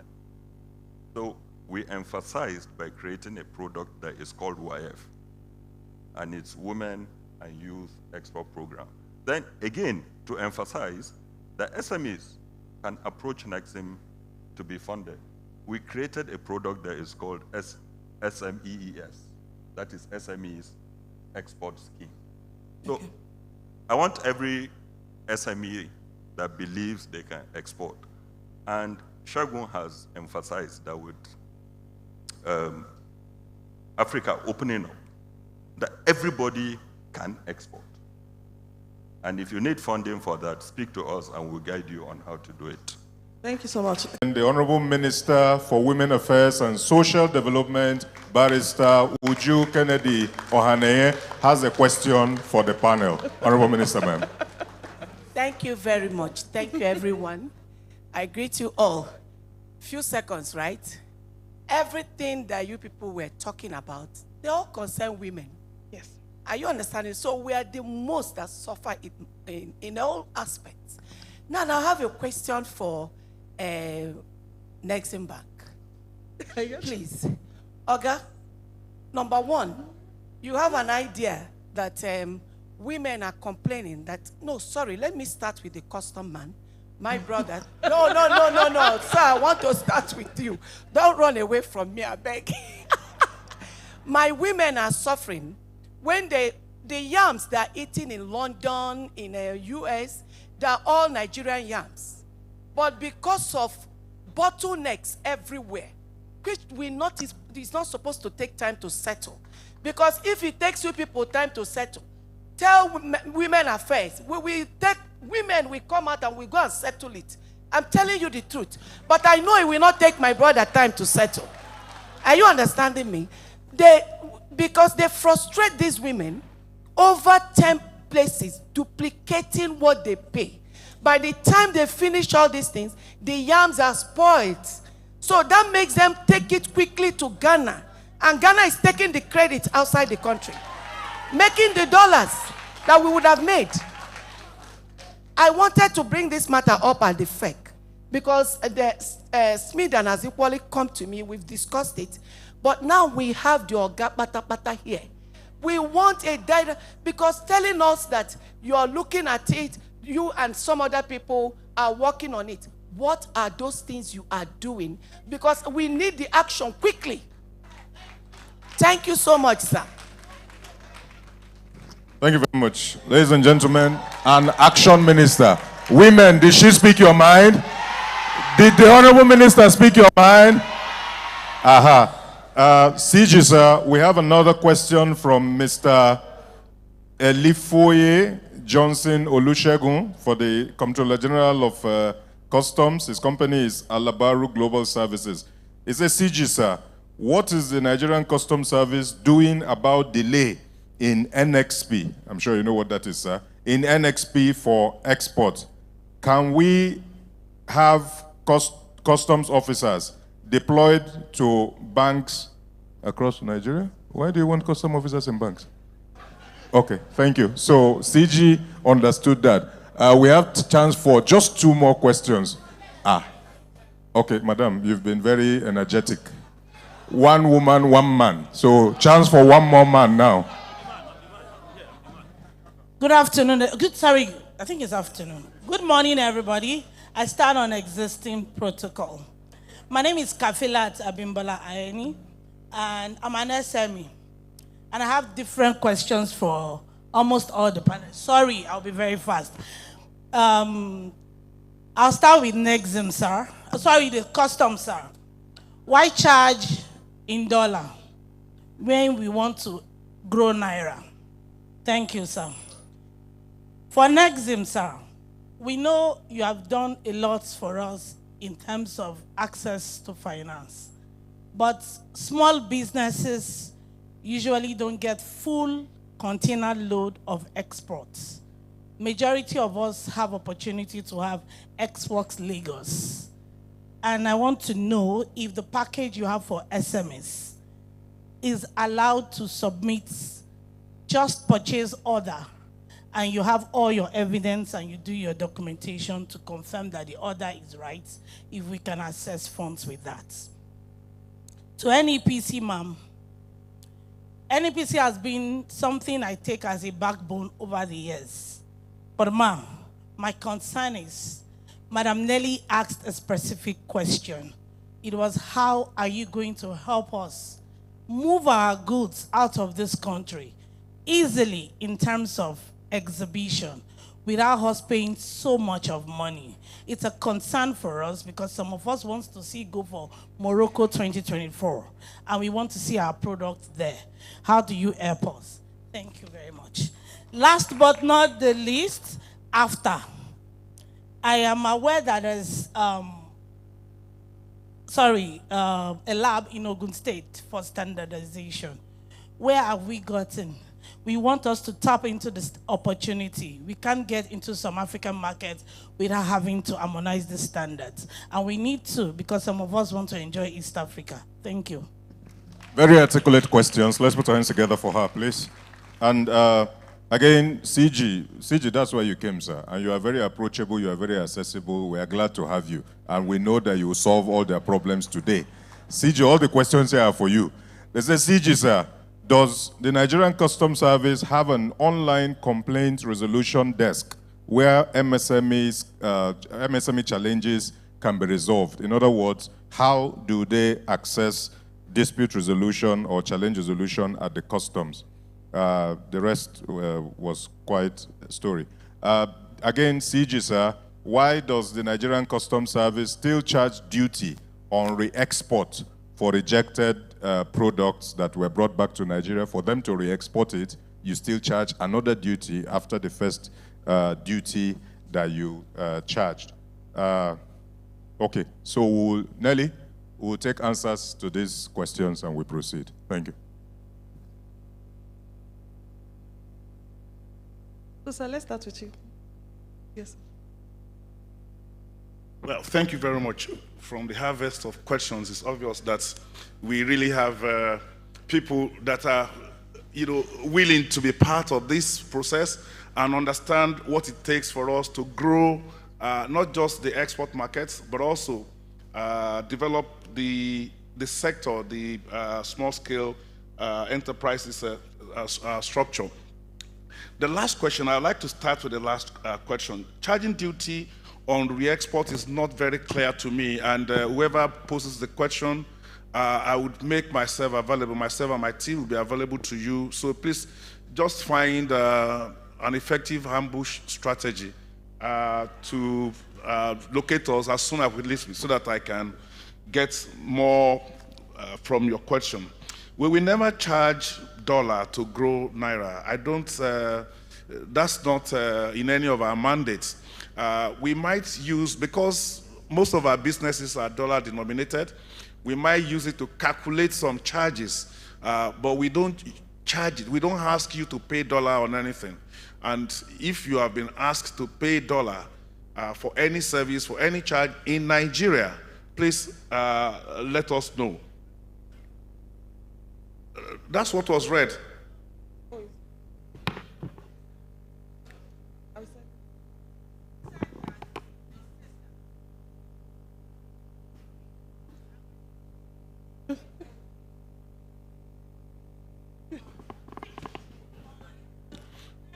Okay. Madam Kafila, calm down. Now I understand. And I explained to you that the imported item was denominated in dollar. It's the unfortunate aspect of our thing that anything that is imported to the country in international trade is denominated in dollars. What was charged was naira. So they only used the equivalent to get the tax rate. That's it. I think we are saying the same. We are saying the same thing. Online resolution. We actually do have a seat dedicated to take questions, complaints, suggestions on issues related to the conduct of international trade.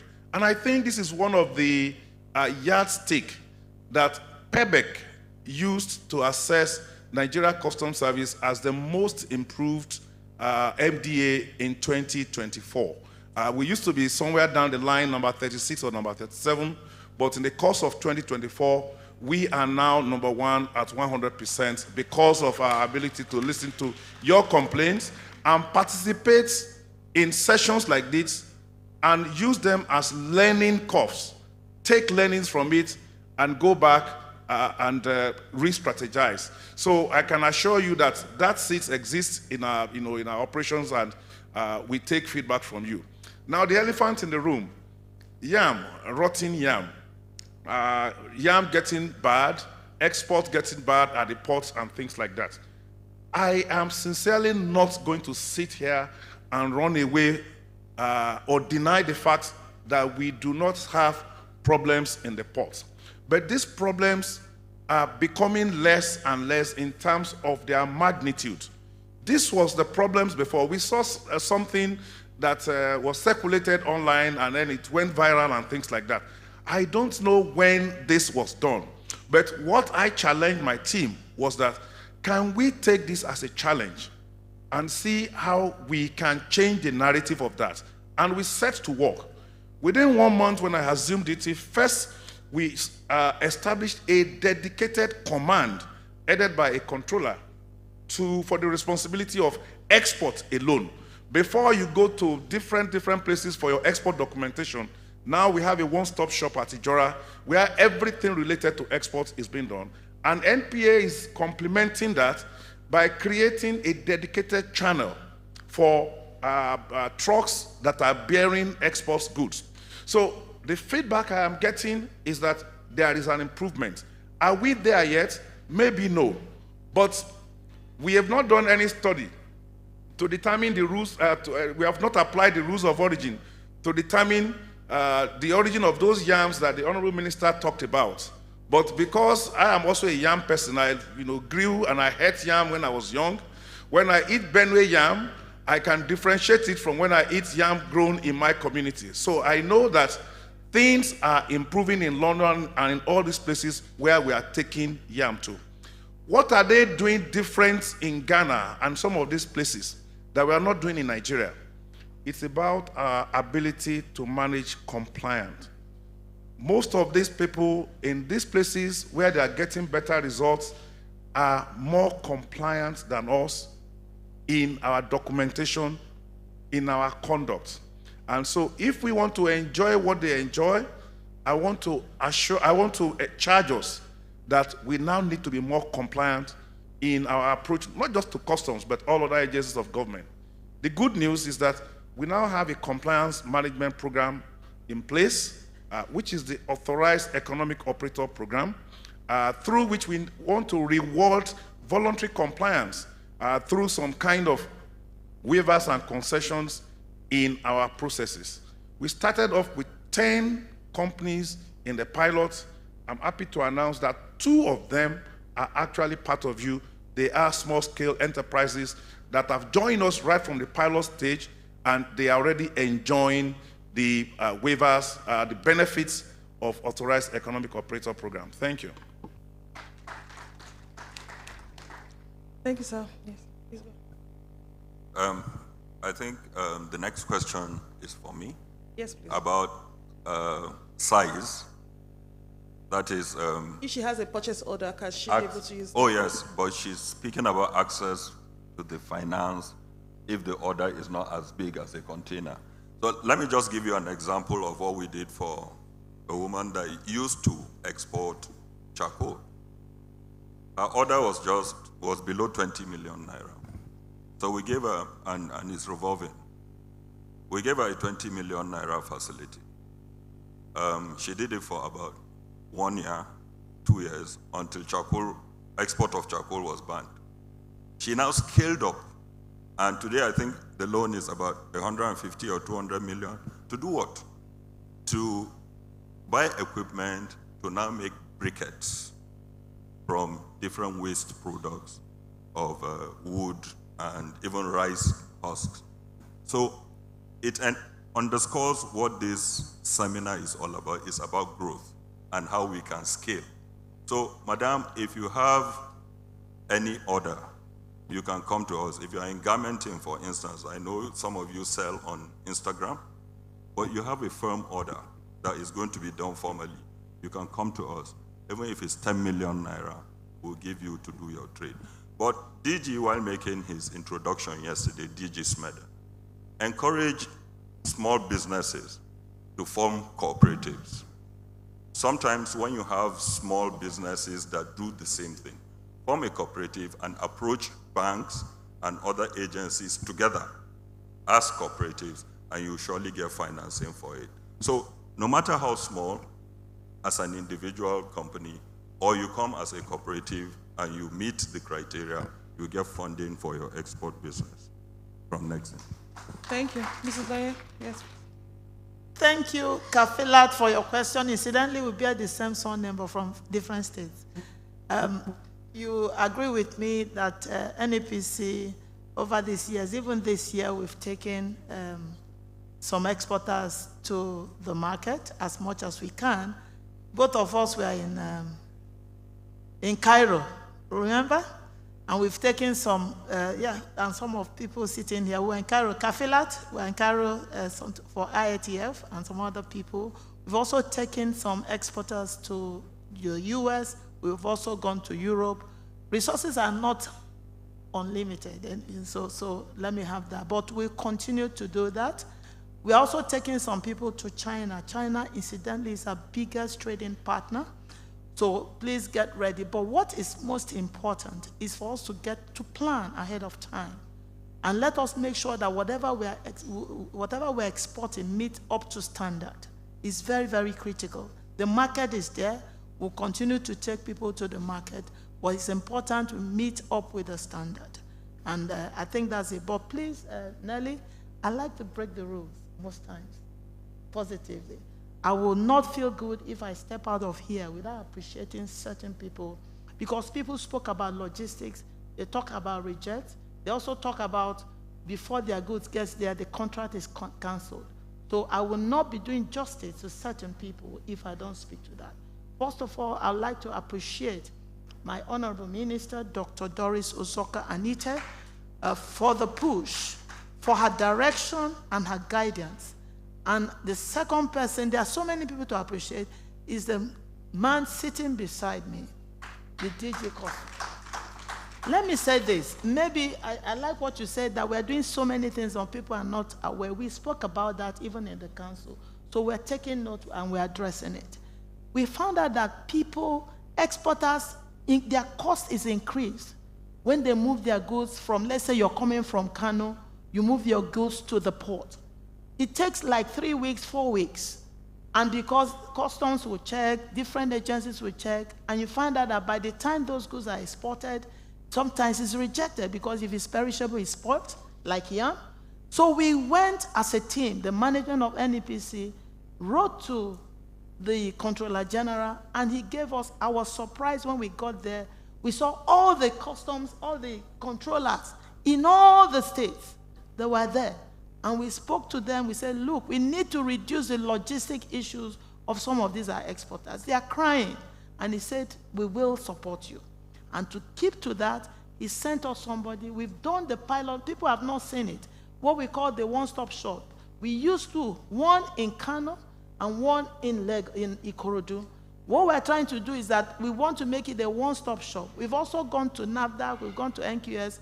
So when you ship your goods, you go there, you just drop your goods, customs will do what they need to do, every agency do what they do, and the goods will go straight on the stop, straight to the port. We've also had, our manager of NEPC also had discussions with MPA. That's the one the Controller General spoke about. So he did that because he was proactive. And we've done that even in formalization of trade. He gave us somebody. That was about 6 weeks ago. We went to Kamba. How many of you know Kamba? Went to Kamba, went to Sanya. They were with us for 1 week. So please, let's appreciate him. We've just done the pilot run, but we are going to move, and you begin, by God's grace, begin to see the impact of all of this. Thank you very much. Thank you so much, ma'am. Mr. Olusegun, I hope I pronounced your name well this time around. Thank you very much. Please go ahead and answer the question. Thank you. Because we are running out of time, I'm going to make it very, very snappy. First and foremost, I like to always contextualize my responses, my submissions. There is what we call, which of course all of us are familiar with it. There's what we call salt, and there's what we call sugar. Now, the two looks alike, but they perform different functions. You cannot disagree with that. What does that mean? Let us go out of this great event with this. One, international trade is not trading from my village to Lagos State. No. We must have clarity, understanding on that. And I think, which I alluded to, that is what the People's CGC is saying, compliance. Because I call him the People's CGC. We have to have that grand understanding. Me trading from Nigeria, even to Benin, it is not trading from my village, your village, to Lagos State. Compliance standard must be complied with 100%. Secondly, on your question, madam, as I tell you, it's a work in progress of what is going on in where you mentioned. And it alluded to what the Honorable Minister for Women Affairs rightly posited. It is on the basis of that AfriExim is doing that in partner with others to say that we are going to have that kind of a center in Nigeria, whereas your product will be tested and then meet the requirement whichever market you are going to, whether the African continental free trade or you decided to go to the European market. And it's also alluded to what I said earlier on. Harmonization of standard is the way to go. And I argued by saying, are we there? No. But is it a work in progress? It's a resounding yes. Let me also say this, maybe a challenge. or something I want Smeda to take on. It is clear that there is a knowledge gap on so many of these things. Perhaps Smeda can begin to look in this direction. How do we engage in a nationwide campaign for our people, for our women, for our youth, on all these strata of issues? Should it be a 3-day event in each of the 6 geopolitical zones? That is something to be decided by Smeda or whoever is ready. But I'm glad to announce this is what the Nigerian ASCFTA Coordination Office is working at under the leadership of my principal, Mr. Olusegun Awolowo, that we are going to embark on a nationwide campaign to ensure all our women, all our businesses, all our youth begin to see a new understanding of international trade, a new understanding of taking advantage of AFCFTA, a new understanding of turning around this bug. African stories must change. We cannot continue to be an import-dependent continent. I, for one, I avow, as long as I breathe, this narrative will change. I thank you. Thank you so much, sir. Are we still taking, DG, sir? Should we take 2 more questions? Are we enjoying this panel? Should we take 2 more? Distinguished guests, are we enjoying this panel? Do we have room for 2 more questions? Are there any questions? One on the left and one on the right. There are always questions. The gentleman in the bow tie. I like your bow tie, so come and ask. Sorry, a male here, a female there. So I'll come there for a female. DG Smedan, well done. My uncle Lebere Young was saying day 2, usually conferences, day 1 is packed full, day 2 is half hall. But this is day 2 and it's a full hall. Delegates, put your hands together for yourselves and put your hands together for Smedan for organizing a very fantastic event. Your name and straight to your question, sir. What the Lord did for you. Thank you. Thank you. I am Mr. David Njaroka, and I want to direct my question direct to trade on the trademark. In Abuja here, I don't know of other states, everybody in the Ministry of Trademark is an agent. When you go there to register your trademark, they will not allow you to pay direct to the One Federation account. They will collect the money from you. They will go and pay it and bring the receipt. You're looking at less than 20,000 naira, and they will collect 60,000 naira from you. Some will collect 40,000 naira. So what are they doing to us for us so that we can be paying directly to the Federation account without giving the agent? Fantastic question. Fantastic question. Yes, ma'am, the violent take it by force. You came out. Oya, come.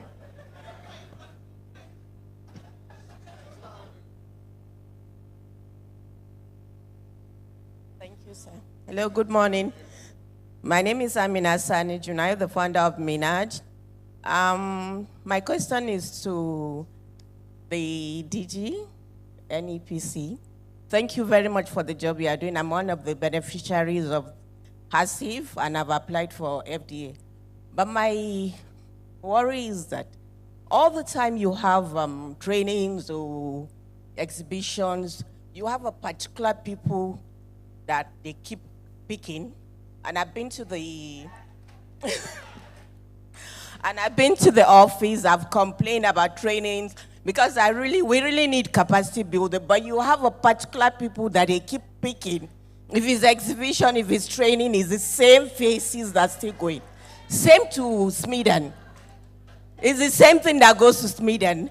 And I don't know why. You have our numbers. Why can't you open Telegram group so that if there's any information, you just pass it there, because it can take like over 1,000 people.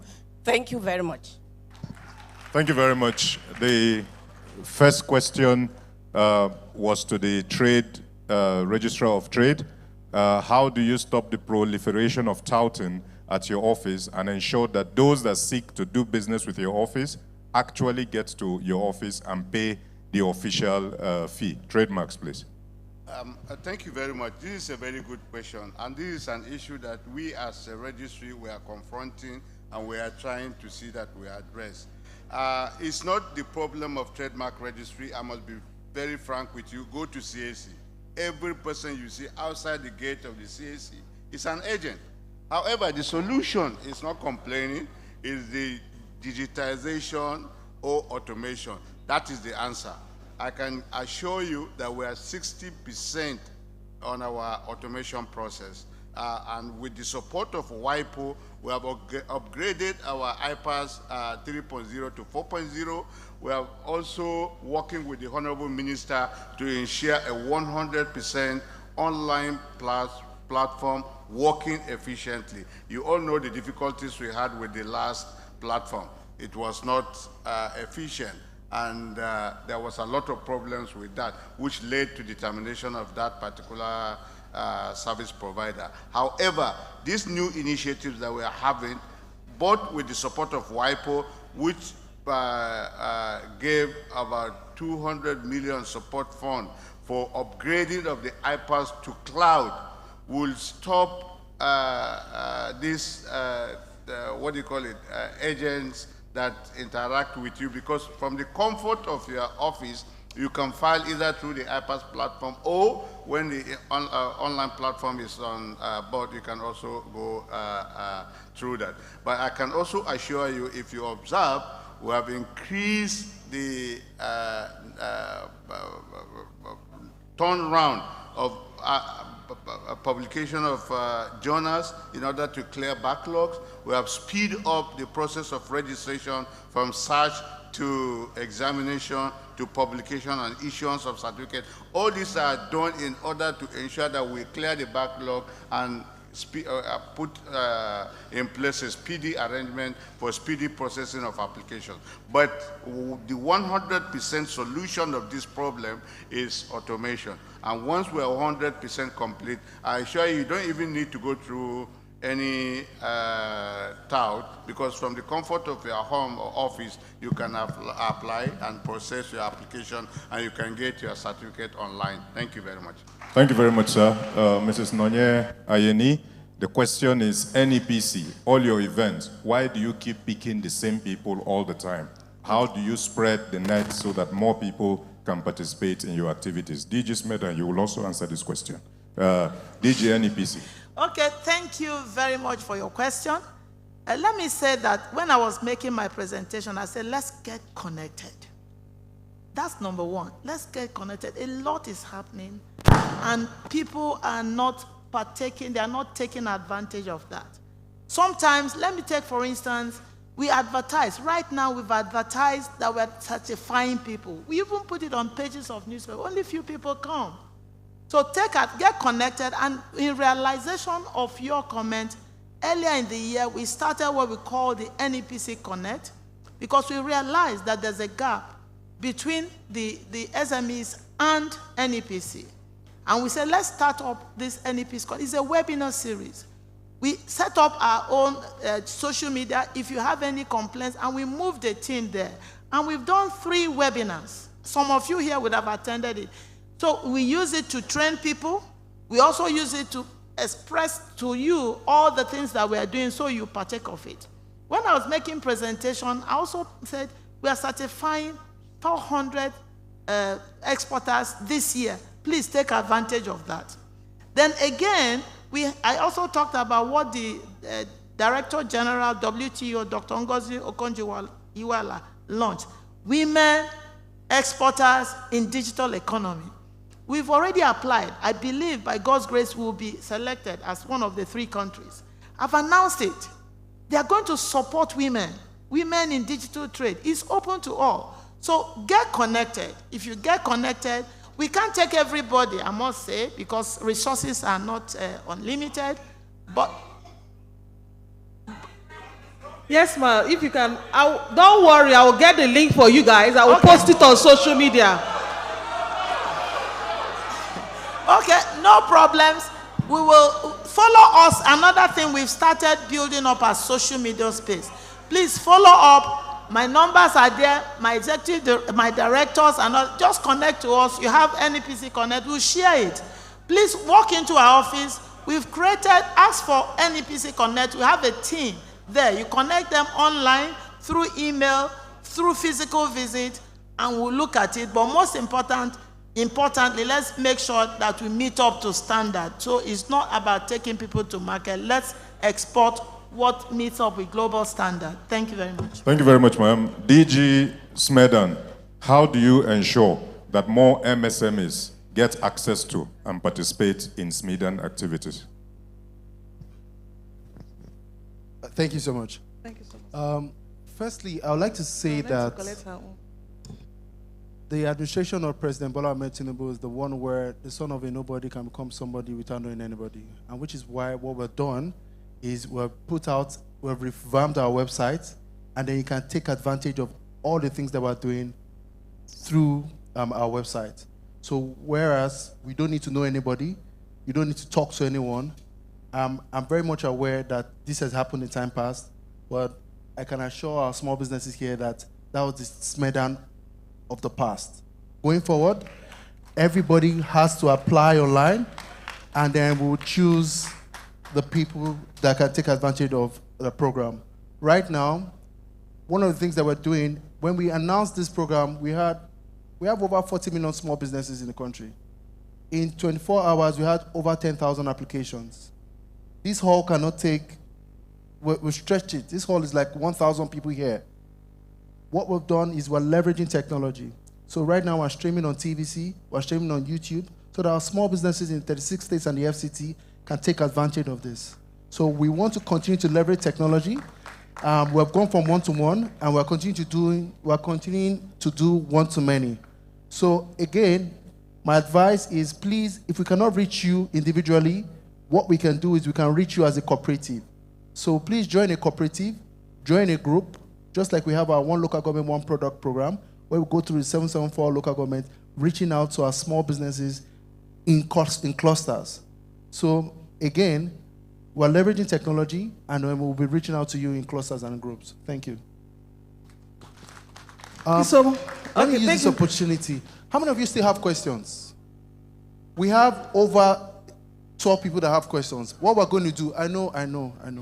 What we're going to do, because of time, and the Honorable Minister and the next panel, can I ask that we write the questions? Yes? And the panelists, please, can I ask, I want to thank you all so much. Please, can I ask that you will please be responsive to us with these questions? Do you make that commitment? Do you agree to that? Do you agree to that? Please, let's give them a resounding applause. Back to you, Nelly.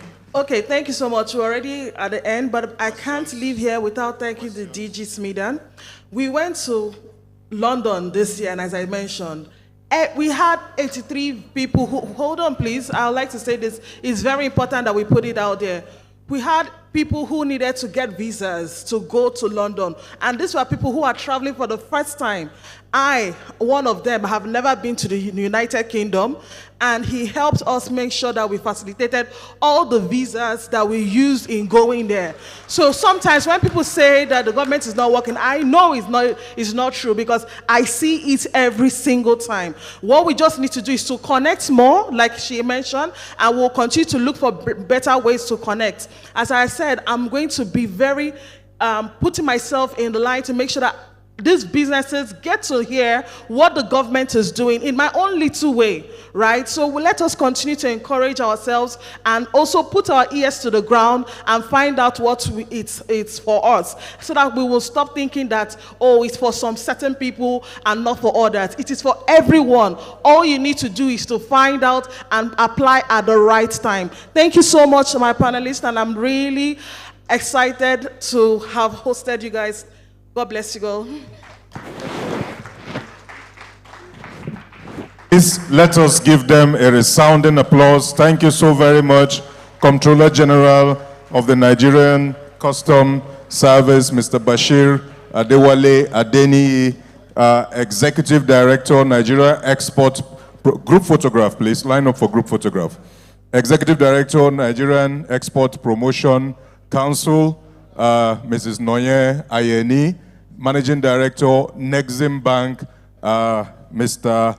Abba Bello, the Registrar of Trademarks, the gentleman from the World Intellectual Property Organization, and of course, Mr. Shagun from AFCTA office. The DG will join them, and of course, the Honorable Minister for Women Affairs and Social Development, Barrister Uju Kennedy Ohaneye.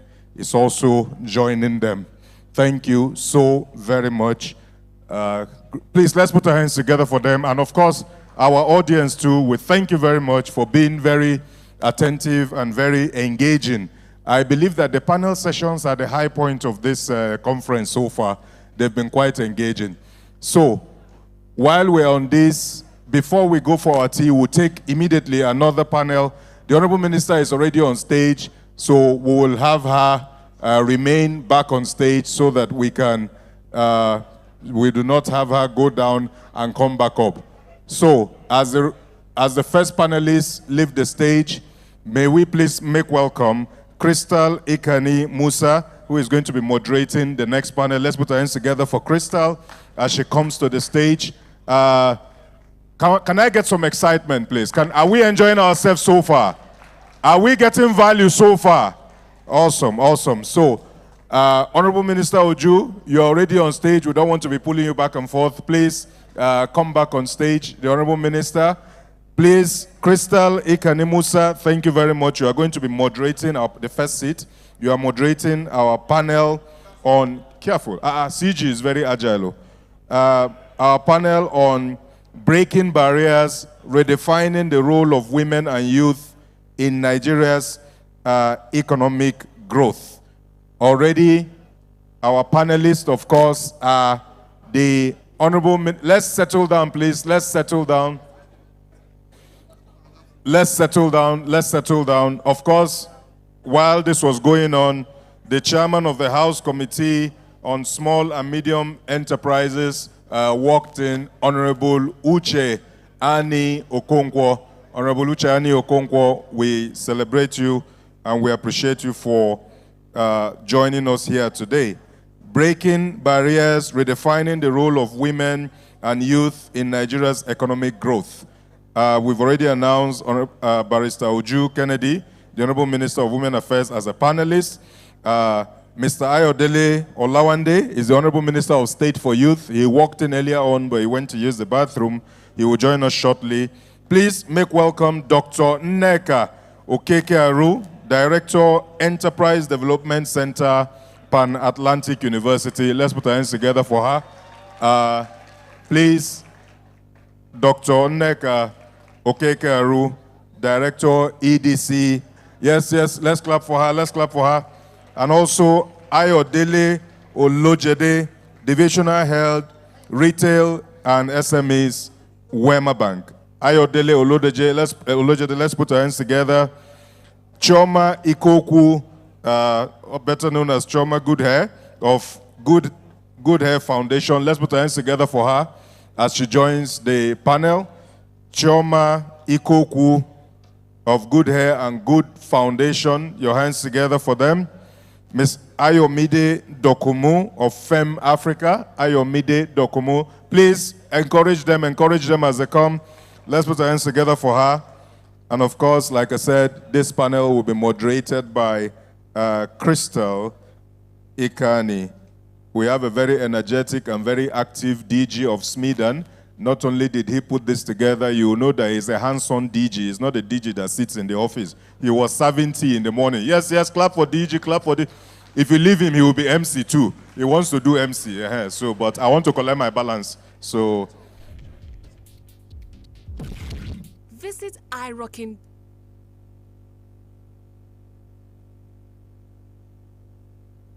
So Hawa Liman, Technical Advisor to the Vice President on Women, Youth Engagement and Impact. You'll be on standby. You will help us with the crowd question and answer series from the crowd. Thank you very much, Sound. I do believe that this panel is set. The only person that will come and join them, and I already feel intimidated on his behalf, is the Minister of State for Youth. When he comes, he will join them. He was there earlier on. He just stepped out to use the bathroom. On this note, I'd like to hand over to Crystal Ikani Musa, the moderator of this panel, as she takes off with this panel. Please, with a resounding applause, let us make welcome this panel as they engage with us. Crystal, please. Thank you very much. Good afternoon, everyone. Good afternoon. Are we alive and energetic for this panel? I hope so. The last panel was very well. Good job, Nelly, on moderating, and all of the panelists. As stated, my name is Crystal Ikani Musa. I am an international lawyer and global public policy development professional. I'm also a business owner as well. I own a law firm called Visa Immigration Pro, and we help foreign nationals like Nigerians with their U.S. immigration and U.S. business law, helping them to expand to the global market, specifically in the U.S. Today, I'm here representing the She Tank. The She Tank is a think tank for African women founded by Blessing Omaku in 2019. Have any of you heard of the Her Money, Her Power campaign? Yes, I'm happy to hear that. Yes, they recently had a partnership with Bella Niger where they had that campaign going, and there was a Big Brother Niger challenge. I hope you all were able to see that challenge on TV, right? Yes, so please continue to key into that campaign.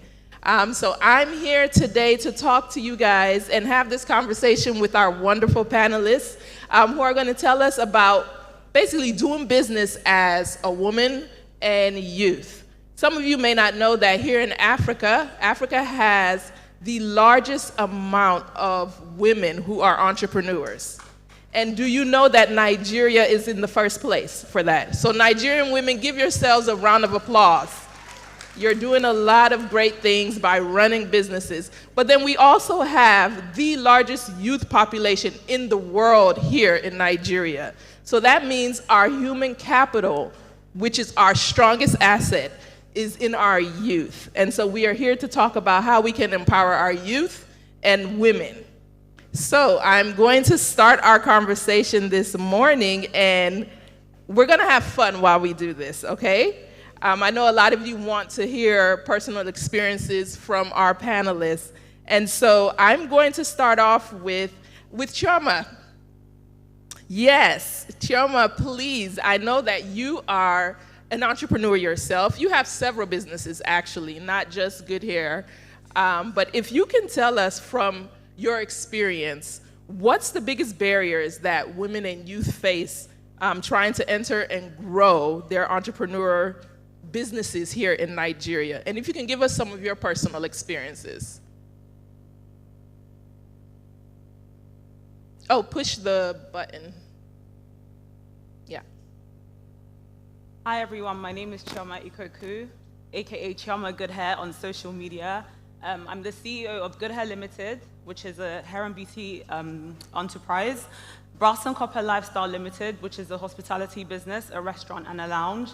I also run the Good Way Foundation, which is a women and children charity. It's a women and children charity, basically.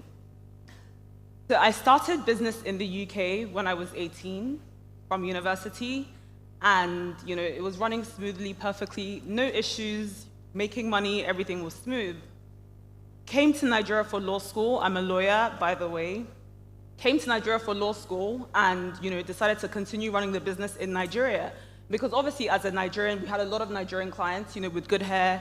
A lot of Nigerians would reach out to us to purchase. And even though I was in Nigeria in law school, I would still ship the hair from London to Lagos. And it just didn't really make any sense, having to DHL when I was physically present. So my partner and I were like, let's open up a shop here so we can cater to our Nigerian customers. We had a salon in London. It was running perfectly, no issues. So obviously we assumed that doing that in Nigeria would be the exact same experience. It was the complete opposite. First of all, as a woman in Nigeria trying to go into business, people automatically don't take you seriously because you're a woman, just for the simple fact that you're a woman.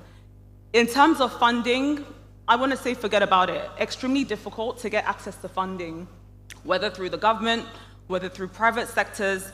I mean, look at the banks, for instance, the interest rates with banks. If you want to go to a bank to get a loan, you're looking at over 30%. As a business owner, where do you even start from if you have to pay back 30%? Most businesses don't even make profit in the first year. Some don't even make profit in the second year, and you already have a heap of 30% interest rate. So when it came to funding, that was completely out of the question. just generally, even hiring staff in Nigeria. Obviously, in my industries, we don't just hire females, we hire women and men. The women, no problem, but when it comes to the men, they don't even take you seriously as a woman. When they have a woman CEO, it's like, this madam, what does she know? You know, so getting your point across to the men is extremely difficult. I had so many issues just getting them to respect me as their boss. Eventually we got there, but it took a long time to get there. Another issue that I would say that I experienced as a business owner in Nigeria was the lack of mentorship. There weren't that many people that I could look up to, you know. Unfortunately, women can be quite competitive. And I think that's something that we really need to, you know, we need to destruct that situation of competitiveness. We can't continue to compete with each other. We're literally our biggest support system, you know. Just trying to find other people that I could look up to, people who had been in the industry before me, both hospitality and the hair and beauty industry. Even my foundation, you know, till tomorrow, there are people that I sort of like go up to, wanting to partner with and collaborate with, and they're not really interested, you know. It just sort of feels like everyone's trying to get there. You know how they say, oh, when you get a seat at the table, bring other women in. That just doesn't happen, and I'll tell you that for free. So in terms of mentorships, role models, people that I could look up to and basically seek advice from, you know, get support from, it's just something that didn't really exist. I will say things are very different now. We're not there yet, but we're definitely getting there. It's a lot better, you know. A lot of young people now are in positions where they own businesses, and I know there are a lot more networking programs where they help other younger people coming into business and all of that, but in my time, it was extremely difficult and completely off-putting. And if I didn't have a strong family support system, a strong business partner who was also there to hold my hand, I think I probably would have given up after the first year. Thank you so much, Chioma. We really appreciate hearing from your experience, and a lot of what you're mentioning is a bit about what the She Tank does with our campaign, where women's economic power versus women's power, actually. We see a lot of times that while women get empowered, but do they actually have that power to make decisions when they get that opportunity? And a lot of your examples, you explained that even though you were able to enter into entrepreneurship, you didn't actually have the power to make certain decisions and make certain things happen for yourself. And you mentioned mentorship. We're going to come back to that as well, but I do want to go to our next panelist, which is the Honorable Minister of Women Affairs. If you can please tell us, how can we create more inclusive financial opportunities to support female and youth entrepreneurs in breaking into competitive markets? You spoke briefly when you were on the floor about some of the things you've been championing, and I'm so happy to hear that. Personally, I've been following your career on TV, and I'm so excited to have this conversation with you and to see your lively championing the cause for women, basically. So if you can tell us, what more can we do to make sure that there are more financial opportunities for women and youth? Thank you. Thank you so much. I was laughing when you were talking because, thank you for the question. Why was I laughing? I'm laughing because I don't want anybody to say she has come again, please. That's number one. Please come again. Please. She has come again. Yes. Because you understand my point. Because when everything we are talking about, we've been talking about it over and over again. We've not had results. I want this panel thing to change. Let's move more to action. Women, you people are here. We are changing the narratives. We don't want women to continue suffering again. Mr. President said, and I quote, I keep quoting, allow the poor to breathe. Do not suffocate the poor. Those poor that are referring to, who are they? The women. And when we are poor, automatically our little children are poor. They are suffering.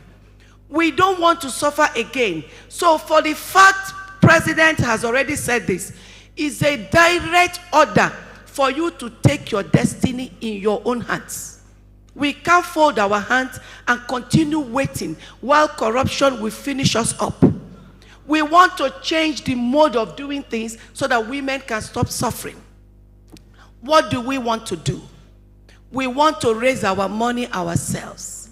We want to start planting. The president has made it available to us through Minister of Water Resources that we could use the dams in the country to farm. Our children cannot be going hungry and we're not doing anything about it. But can we do it without support? No. So we will farm. We have a portal now, which I'm encouraging every woman. You will get a text message very soon. In that text message, you can join that portal automatically. It's coming directly from MTN because we've partnered with MTN to give out these messages to all of us. When you see it, key in. If you know the place you are, join if that your community, or if you're in Abuja, join any group you are interested in what they are doing. Like the Smedan DG said, it's the same thing that we're doing in Ministry of Women Affairs.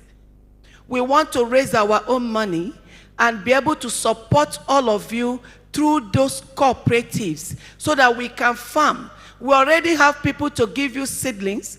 We already have the army who has partnered with us to give us security in those dams where we will farm. And after we farmed, the portal will give you visibility to market your goods.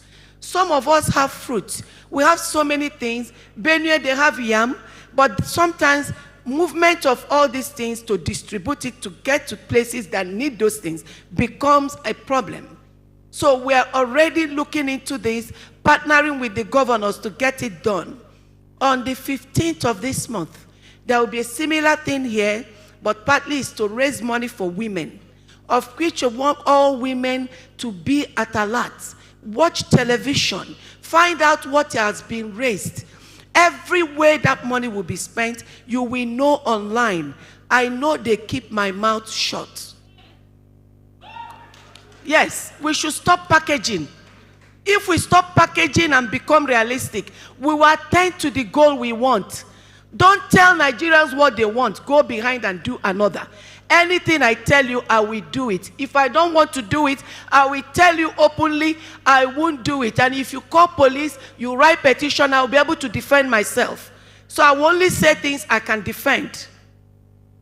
So, my dear sister, the question you asked, women will be included, but can they be included without money? Can they be included without empowerment? That's why we want less of consultancy, less of advocacy, less of training, apart from the ones Smedan is doing, because he does and he empowers. We want only trainers that will train and empower. Millions of Nigerians are out there. They are trained. They've forgotten what they were trained for because they were not empowered. They are suffering. So anybody coming to train us, if you're getting money from a donor, please get money together with empowerment. If you don't, we are not keeping quiet again. Women, we've decided to take our future in our hands. Yes. If you want to train us without empowerment and you've collected money, we'll come after you. Yeah. I'm telling you, we have to shine our eyes now and bring red eyes. Oh, if we want to survive in this country. Women, are we here? Yes. Raise your voice if you're here. Yes. So, we now have a mobile court for women affairs. We have a mobile court for women affairs. After the 15th, we are going to get our bosses. Sorry, we will get Tokumbo. Issue of getting new one, we don't have money. And if we start waiting for new ones, we will never take off. Bottlenecks will be everywhere.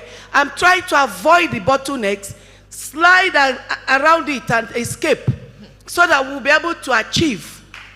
Are you understanding me? Yes. So we'll start with Tokumbo. And what do we start with? Our poor women. Every donation that is coming. Even when they say they're providing money for the farmers, they still give it to the rich. The poor continue suffering. Yes. If they're giving money, if they're calling for meetings For early marriages, out of school children, check the hall. The people you see there are the rich. The rich do not give out their children early. They don't allow their children not to go to school. So we must have to start getting to the grassroots. So the mobile court will help us with the partnership with the Royal Highnesses to get to the grassroots. So we're starting with hawkers. We're starting with beggars. When we catch them, I've already provided a place where we keep them. And I will provide people to feed them. Honorable Minister. And their mothers will come out. They are the ones we are looking for.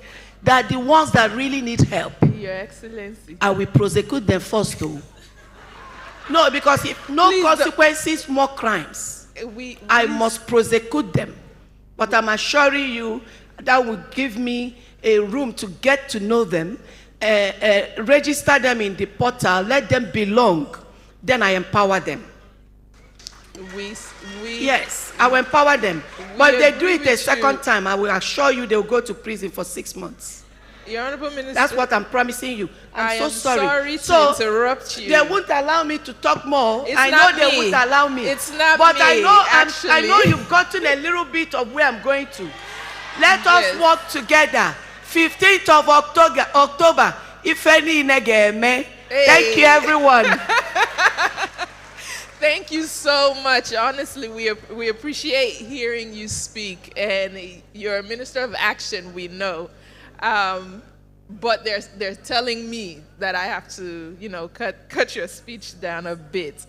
But you brought up so many points that really resonate with what it means to do business as a woman, as a youth, small businesses, especially here in Nigeria. And mentorship is something that we feel we actually need. You're talking about bringing groups together, and within those groups, we also need to identify mentorship. Chioma also mentioned mentorship was something she needed. So I would like to turn to Smeden here and ask you the question: Smeden is here, right? No? It says Mrs. Bimpe no, I need to ask the panel then, sorry. I was told Smeden will be on the panel. Okay, I'll ask the next question right here on my side. Going on with mentorship though, what role do you feel mentorship and capacity building initiatives play in helping women and youth entrepreneurs succeed? All right, thank you very much. Good afternoon, everyone, and my Honorable Minister of Women Affairs. A pleasure to be on the panel with you. So let me start even with the work that we've started doing with the Ministry of Women Affairs, our Action Minister. So Women Bank, I'm very proud to say, has been at the forefront of facilitating quite a number of initiatives to be able to support and empower women. And it's been in the area of maybe providing funding, providing digital skills, financial literacy, and then mentorship program, just the one that you've asked me. Specifically when it comes to the mentorship space, I think what it is that we've started evolving into and what we have found, and this is directly working with Enterprise Development Center, is more of a hand-holding through the use of business development support personnel. What it is that we have found is that the generic mentorship approach, yes, goes, it just helps a little bit, but the women, specifically the business owners, want to be handheld. They want for someone to be there, all through the journey to the point where they then develop their ability to, to scale. And then mentorship is just one of the elements of the overall empowerment. From some of the programs that we have an ongoing program right now with Enterprise Development Center where we are training them. Training is an element for de-risking. Training is what helps you to be able to build confidence. Training helps you to be able to properly understand the management element and variables of running a successful business. Then after the training, and then we assign you with a BDSP, we then give you grant. The grant is meant to be catalytic in itself to help you take off. And then as we see the way you manage the grants that has been provided, we then blend it with loan.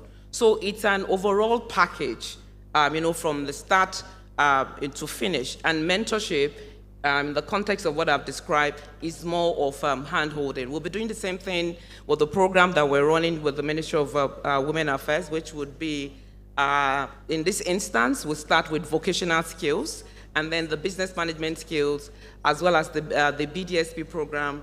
Then it will be blended with grant, as well as our loans at the end of the program. Like the minister said, it's not just about capacity building, it's about empowering with money. And we have the money, but we just want to be able to de-risk you. Minister, please clap. That was important to me. Thank you very much. Thank you. If we have time to talk again, I will provide more details. Crystal. Thank you very much for your input.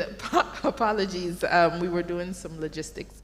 I do want to go over to our Honorable Minister of Youth that we have. Thank you so much for your explanation and explaining how mentorship and the trainings do help youth and women. But moving on to our Honorable Minister of Youth, please tell us what strategies can be implemented to promote gender equality and youth empowerment in sectors that traditionally are dominated by men.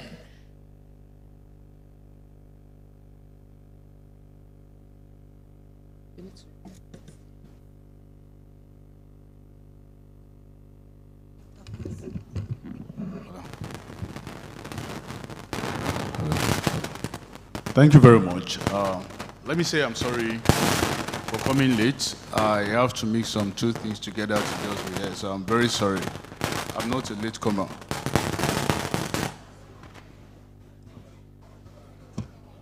Hello?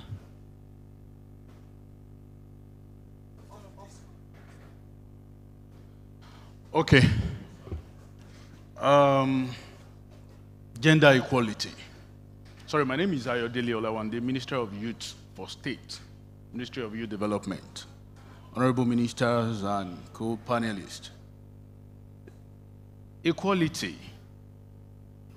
It's, I think, a word we don't used to be using now again in this government because everything is equal, even in the youth aspect. And to promote the gender, I think this is also the first government that promotes the gender more than any other. Because in the youth space, when you look at the EDs and MDs and parastatals agencies that we have leadership, they have leadership roles to play. The youth are being carried along properly to show to the people, to the youth of their age, what they can do and how they can come up with different initiatives. And mostly, majority of us, the only reason why we are here is to showcase so that other people, other young people can have the opportunity to be in any government position, even non-government position. You see a lot of young females and males that are traveling together to make things work better. So I will say that what is needed from us as a young person is to prove ourselves that we can easily and with all sense of belonging do what they are looking forward, looking upon us to do. What people are looking, what they are saying that the youth can do, can we really do it? Can we come up with different ideas? Do we have initiatives that are different from what has been given to us? Do we have ways that we can make things come together? I think that's the thing now, not the inclusion, because the inclusion can always come. But can we portray the inclusions that they are binding to us? I think that's a very important thing for us as a young people. Thank you so much, Honorable. And mentioning the youth, like you said, finding areas of their interest, showing them that they're able to break into these different sectors and areas. One area that we know that youth are thriving in is technology, digitization as well. And I would like to pose this question to our representative from Femme Africa here, as a small and medium-sized business and a woman, if you can please tell us, like, how can women and youth leverage technology and innovation to overcome existing barriers and achieve sustainable growth? From your example as a business owner, a small business owner as well. Yes, thank you for that question. I think the world is in such an interesting place today. The things that make money is changing very much from what we've known before. So for example, the creative industry, which I'm in, is one of Nigeria's, I won't say biggest money makers. We know the likes of Ashake, Thames, Ira Star, all of these people. And the good news with that is they all started from Nigeria. With the internet, you can literally, with your smartphone, you can make a video, and before you know it, you have a global audience. So I tell everyone that when you're thinking about what you can do, when you're thinking about what you can sell, what you can market, just think globally. So, for example, everyone knows TikTok here, right? Okay. Latest social media app, whatever, scrolling on TikTok, and I saw someone saying, yeah, I just sold out selling like African sponge. What's that? The sponges that we buy, the braided sponges we buy on the road for like 1,000, and someone is selling in America for $15. Imagine if you're doing that now. I think $15 is what, 25K, and you're selling this one sponge that you're buying for 1K to whoever across the world. You can make so much money from doing that. Another thing, just creating your content, global brands reaching out to you. So Femme, for example, we host an annual festival, and I want to say a good half of our sponsors are not Nigerian sponsors. So there's Spotify, there's Apple Music, there's people who've seen the power of the numbers that we have and are willing to invest in Nigeria, invest in the talent, invest in the creativity. And I think that's reinforcing that even though you're living here, even though you might never have traveled before, but like your ideas can travel, your creativity can travel, your talents can travel, and you can make money from it literally right from being here. So for me, I think it's important for it to also just be a mindset thing that, like, while it's great to develop an audience here, you can develop an audience anywhere in the world, literally from technology. Thank you so much for that, Oyemide. Femme Africa has really created that community online, and we've seen the success of that. But I would like to divert the questions a bit and go towards our representative from the Pan Atlantic University. If you can tell us a bit from your experience working with students, women, young people, how can they address the challenges they face with balancing life's demands, but also running a successful small, medium-sized business, how their mental health plays a role, anything that you've seen from your experience that helps them balance their lives so that they can also be successful in pursuing their entrepreneurship?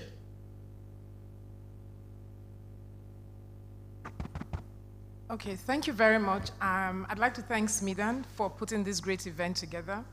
And why do I say that? So the reason for this event is one of the critical success factors for any entrepreneur. And what is that? That's information, okay?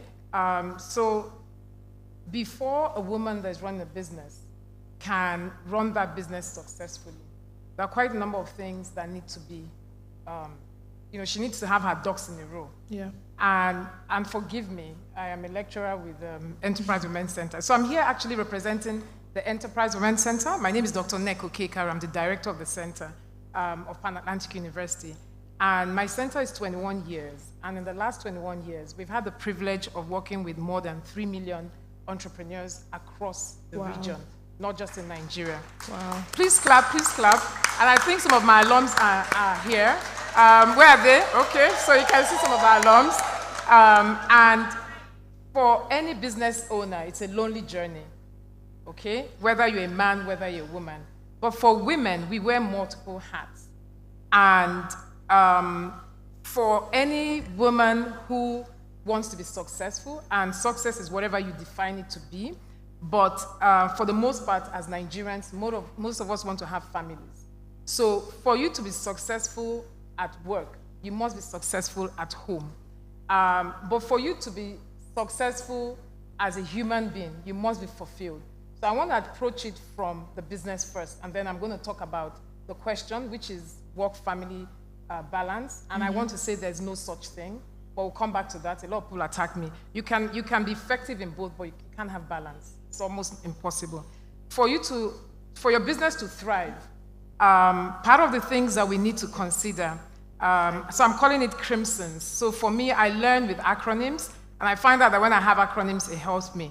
So for any entrepreneur that either is a youth or a woman, crimson as in C-R-I-M-S-O-N. So the C is for your capacity.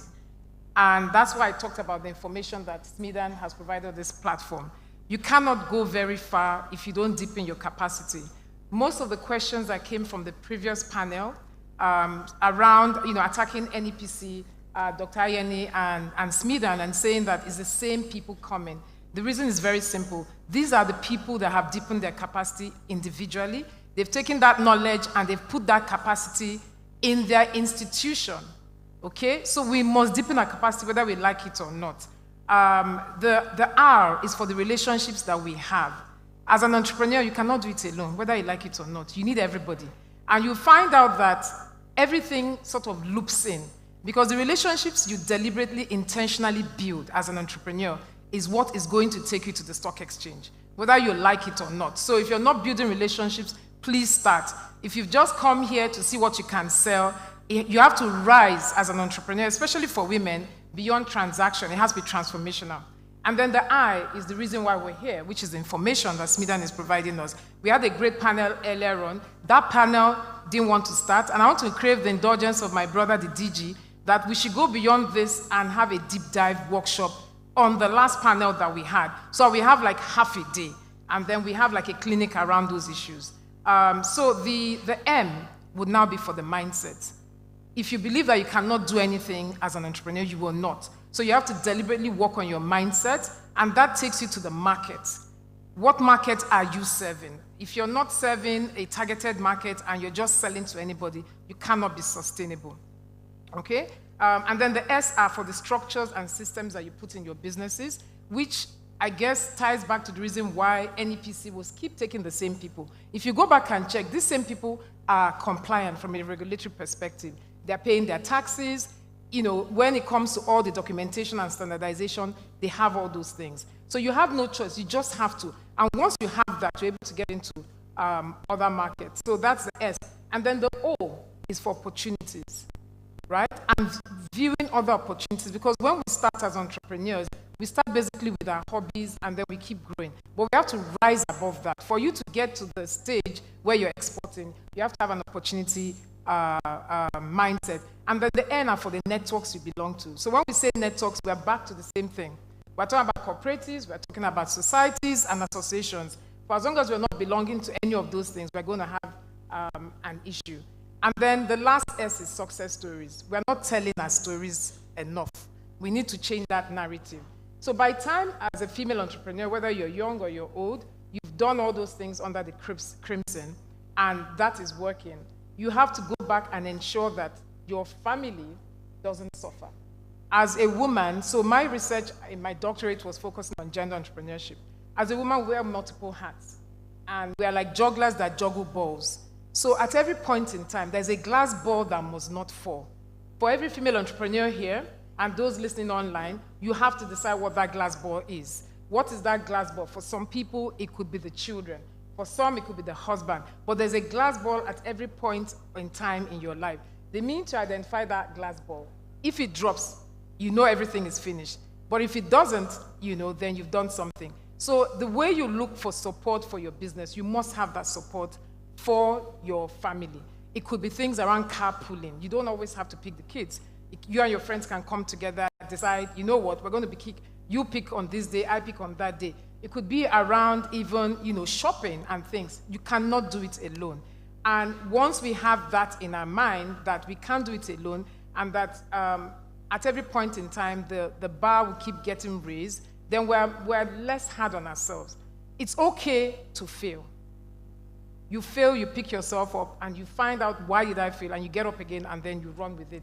But I think that balance, in the actual sense of the word 50-50, does not exist. What we can strive for as female entrepreneurs, as young entrepreneurs, is effectiveness. When you're in the office, you're extremely effective, no balls are being dropped. When you're at home, you're extremely effective, no ball drops. But what I'm posing is, what is your glass ball? What is that thing that if it suffers, then it's not worth it at all? Thank you. Thank you so much. So we just received a free lecture and learned about Crimson, and she gave us homework, which is to think about what is your glass ball. And that had me thinking too, what is my glass ball? Right now, it seems like the glass ball might be time. I want to ask Smeden if they're going to give us time to ask questions from the audience. Please say yes. Good. The audience has said yes. Okay. Is it possible? Okay, thank you. Can we have, is it 2 questions because of time? I know that we're encroaching on lunch. Some people are probably hungry. Is someone going to help us with asking questions? Or I can choose and then they can yell very loudly if possible.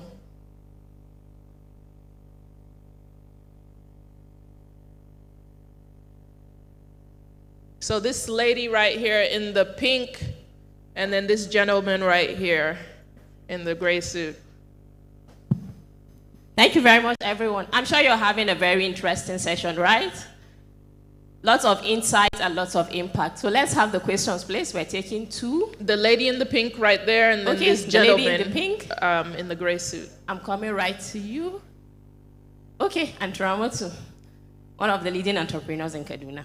Let's have your question, please. Thank you so much. Thank you, the Honorable Minister. This question goes directly to you. My name is Ramatu Ibrahim, and I'm a professional dry cleaner, and I'm also the Vice President of the African Women Entrepreneurship Program, Northwest Zone. My question is, you talked about we, the women in the ecosystem, are expecting messages from MTN. There's a plan coming up. I'm concerned about the grassroots women. I'm very, very concerned about the grassroots women. How do we bring them in? Thank you so much. Okay, thank you, Auntie Ramatu. Should we take the second question? Yes, please, this gentleman. Oh, sorry, the Honorable Minister would like to answer one at a time. Okay, ma. Yeah. Thank you, my dear sister. I started with, I'm just after grassroots people. I'm not so much interested in those that are already wealthy. So as I speak to you, this link has been going on before now. Before I even started, I partnered with the royal fathers so that I could get to the grassroots. I equally partnered with the women meeting leaders in the villages. I've gotten close to 700 and something thousand from the villages. So when you register, there's a place you write your community, where you stay, what you do, and the meeting you belong to. So for us to get to the grassroots, we went through the meetings, the village meetings. So I want to assure you that we are more particular about those grassroots people. Thank you so much for your concern. Thank you very much, ma. Okay. Thank you very much, distinguished panelists. My question is for the Minister of Women Affairs, Smeden, and perhaps World Bank. So it's concerning affirmative action for SMEs and women in public procurement. Statistics has shown that only about 1% of public and corporate procurement implementation goes to women. And it is actually also proven that public procurement is a form of economic empowerment. So what is the ministry and perhaps Smeden and maybe World Bank what are they doing to support states like Kaduna, Lagos, and Ekiti that have signed the gender-responsive procurement policy in building capacity of women? The next procurement cycle starts in January next year. And of course, there's going to be like 35%. So what is the ministry, SMEDAN, and perhaps development partners doing to support these states to implement this gender-responsive procurement policy in states that have signed? Thank you. Okay, thank you very much. We're taking just 2 questions, right? Yes. Would you like to start World Bank's meeting?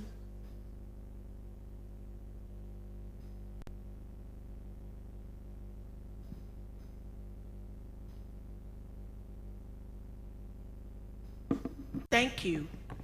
You mentioned 1% for women. That's actually the major issue we are all having. Women are the poorest. And you mentioned capacity building. That is equally part of what they are using to siphon money belonging to women. Those big English is a problem. They call it, yes, capacity building, advocacy, consultancy. These are the major issues we have. And we now said we don't want them again. So that this issue of 1%, 10% of owned property belonging to women while 90% belong to men will stop. It's because we are being cheated. They use English to finish us and we end up with nothing. So I want to assure you that we are now going more into action. The text messages, some people may think, how will the villagers get it? A majority of people own, even if it's touchlight phone. That's why I'm going for messages instead of email or advertisement or what they call sensitization. That is partly what they carry our money with. And I'm telling you, I'm not paying MTN anything to do this for women. It's their, they want to do it as like a donation to women. So that issue of 1% and 10% will soon come to an end because we are ready to start fighting the issue of those big English. We don't want it again. Thank you. Thank you. Dr. Neka, please go ahead and answer as well. All right. So I want to respond to that question by being provocative. So the first thing is that I totally agree with the gentleman that asked that question, that the numbers are significantly low. They're dismal. It's not encouraging. But I also want to say something that, for the most part, if you go back and check, a lot of the conversations that have happened yesterday, today, talking about the gaps that we face as entrepreneurs are the main reason why they are not able to, okay? Now, the provocation is to the DG. Can we move, I'm very sorry I'm going to say this, even though I'm in academia, we talk a lot. So the minister has said that we've laughed, but I think that this particular question the gentleman just asked, I don't know whether it's possible, but you're here, and I know that your mindset is nothing is impossible. Can we move to actually making that a reality and taking that as an objective for the ecosystem as SMEDAN? So can we find out exactly what is that 1% that we currently have across, and I know he mentioned 3 states, Ekiti, Kaduna, and Lagos, but those ones have signed. And I know those state governors are very, very forward-looking. Can we look and see exactly what can be done by setting up a very small think tank? I'm happy to, to give up a few hours to find out what the real issues are. Because let me tell you something, and I say this because in the last 3 years, we're working to see how we can prepare Nigerians. We already have the shelf space in the US for Nigerians to be able to put their products on shelves. A few of my mentees, we've worked with that. They have shelf space across 12,000 stores in the United States. And we have the pathway. But guess what the issue is? Inventory fulfillment, as well as compliance and regulatory, and the most important one, insurance. Opportunities are there, but we are not ready. So for as long as we come to events like this, and we keep saying they are not doing, government is not doing. Government is doing, but we have not done. So I want to challenge the DG. Can we take this as something that we're doing next year? And even if we say, you know what, because we work together, we got 10 entrepreneurs to enter into that procurement cycle, and we can pat ourselves on the back and say, okay, we've done 10. How do we move from 10 to 1,000? So my DG, I'm looking at you. Is that something that you're ready to commit to? And I am offering my time. Thank you, Dr. Neka. My glass ball has stood up. I mean it. I will hold this lady No. He has not accepted, though. DJ has not accepted.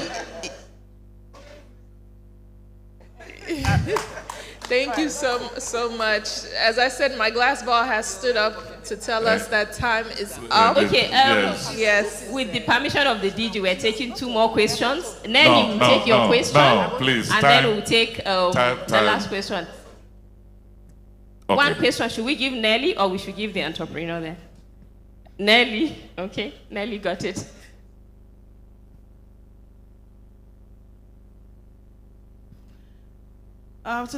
My question is to the minister.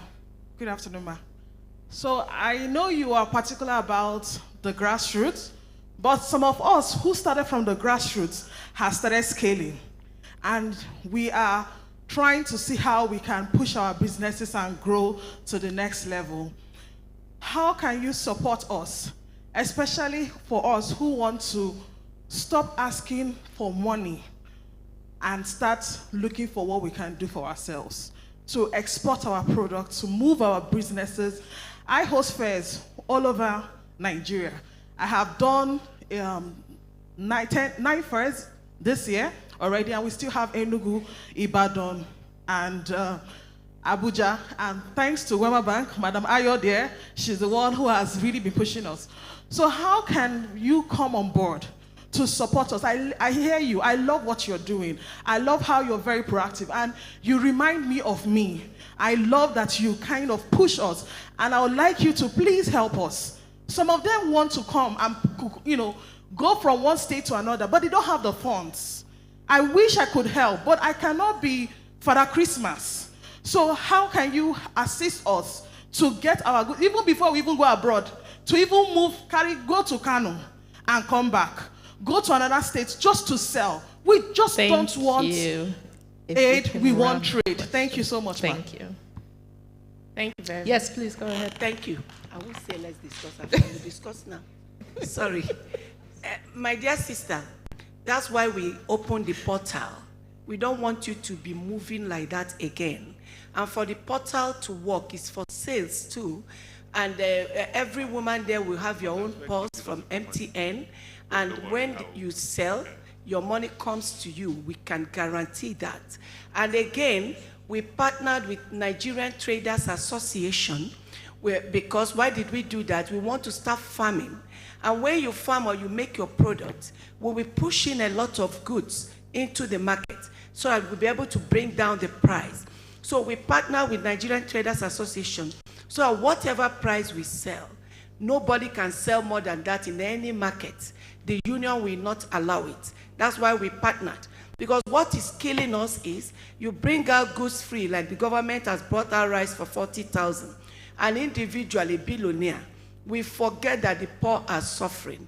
They will pack it all, then go back to the market and leave it at that same old price. So for us to curtail that, that's how we brought in these people. So with time, you don't need to move around. You need to put your product into the portal, become part of it, so that you sell from there, and we take care of the movement for you. Is that okay? Thank you, everyone. Thank you very much. Chioma just has one thing to say. Yes, go ahead, quickly. He's I coming. just want to add to basically support what the minister is saying. I feel like tech and digitization is very important in this economy now. We can't depend on the government for everything. There's over 100 million Nigerian women, We have the highest rate of entrepreneurs in Africa, probably the world, if we're being honest, because we're very driven, we're very strong. Nigerian women, we want to make our own money. And if all of us depend on the government, we're not really going to get very far. There's only so many people they can reach. I think what's very important is technology. So if anything, in my opinion, I believe that they need to partner with other tech organizations to ensure that every single person in this country, especially the grassroots, have a smartphone. Every single person needs to have a smartphone, because when you have a smartphone, the world is your oyster. You're not just looking for people in Nigeria to support you. Now you have the entire world as your audience and your potential clients. whatever businesses you have, whatever it is that you're selling, you can put it directly to the world. Also, there are e-commerce platforms that you can use. You have Jumia, you have Konga, you have Amazon. You can put all your products on those marketplaces, and every single person in the world can see your products and purchase your products. I just feel like the government is great and they will do what they can. Obviously, our Honorable Minister here is doing so much. I love that you're focusing on the grassroots, but I think that as Nigerian women, we also have to help ourselves and take matters into our own hands with technology. Thank you so much, Chioma. The Honorable Minister says she has one more thing to say. I cannot say no to that. You spoke about exports. You know, there was something we spoke about, which I can assure you, Smidan had already written for me to take to FEC and discuss it. Because as passionate as I am, I don't know who is worse, me or Smidan. So the issue of this, I want people to start, because sometimes so many agents come in, even through NAFDAC, instead of going directly to NAFDAC, so many agents, they call them task force, they come in. We now have what we call integrity brigade and integrity ambassadors. So when you get those text messages, you will see where to report. Anybody that is collecting, listen, when you speak out, see something, say something. When you start doing that, people will start being careful how they treat you. Because if the people hear it, action will be taken. So if you are charged or people coming, as President has said, no charges for rice importation, and you bring in rice, somebody is trying to collect money or frustrate you, let them know that you have a place to just ring a bell, and action will come for that thing to be curtailed. Please, so that we won't keeping quiet and suffering in silence. Thank you so much. You know why I love this minister? She doesn't mind to shake the table for as long as the table will accommodate the women. Let's put our hands together for her, ladies and gentlemen. But you know, for me, I feel for this, my brother here. For once, we are not looking for affirmative action for men. My brother, I console you. DG, please come up. Please join the Deputy Governor about to say, please join us in the photograph, please. Honorable Chairman SME, please join us for the photograph, please. Thank you. Thank you all. Thank you, panelists. It was a joy having this conversation with you.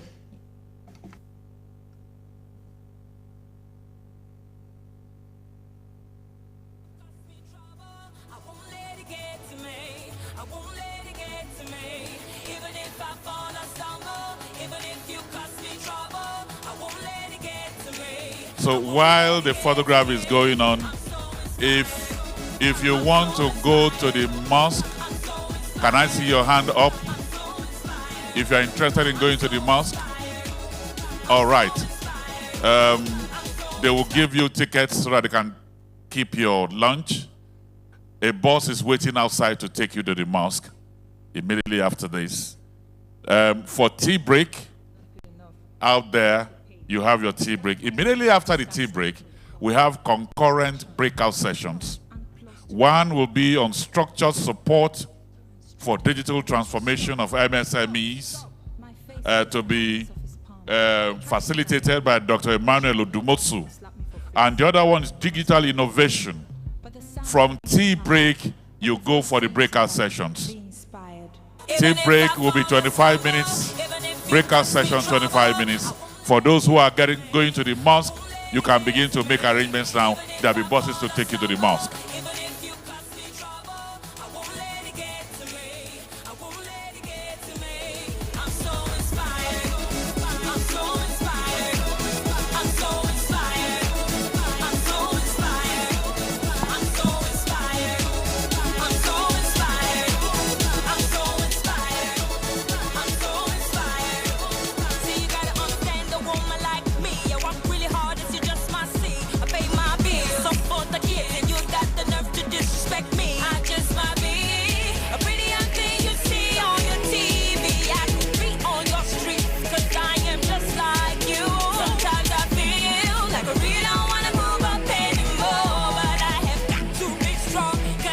After mosque and the tea break and the breakout sessions,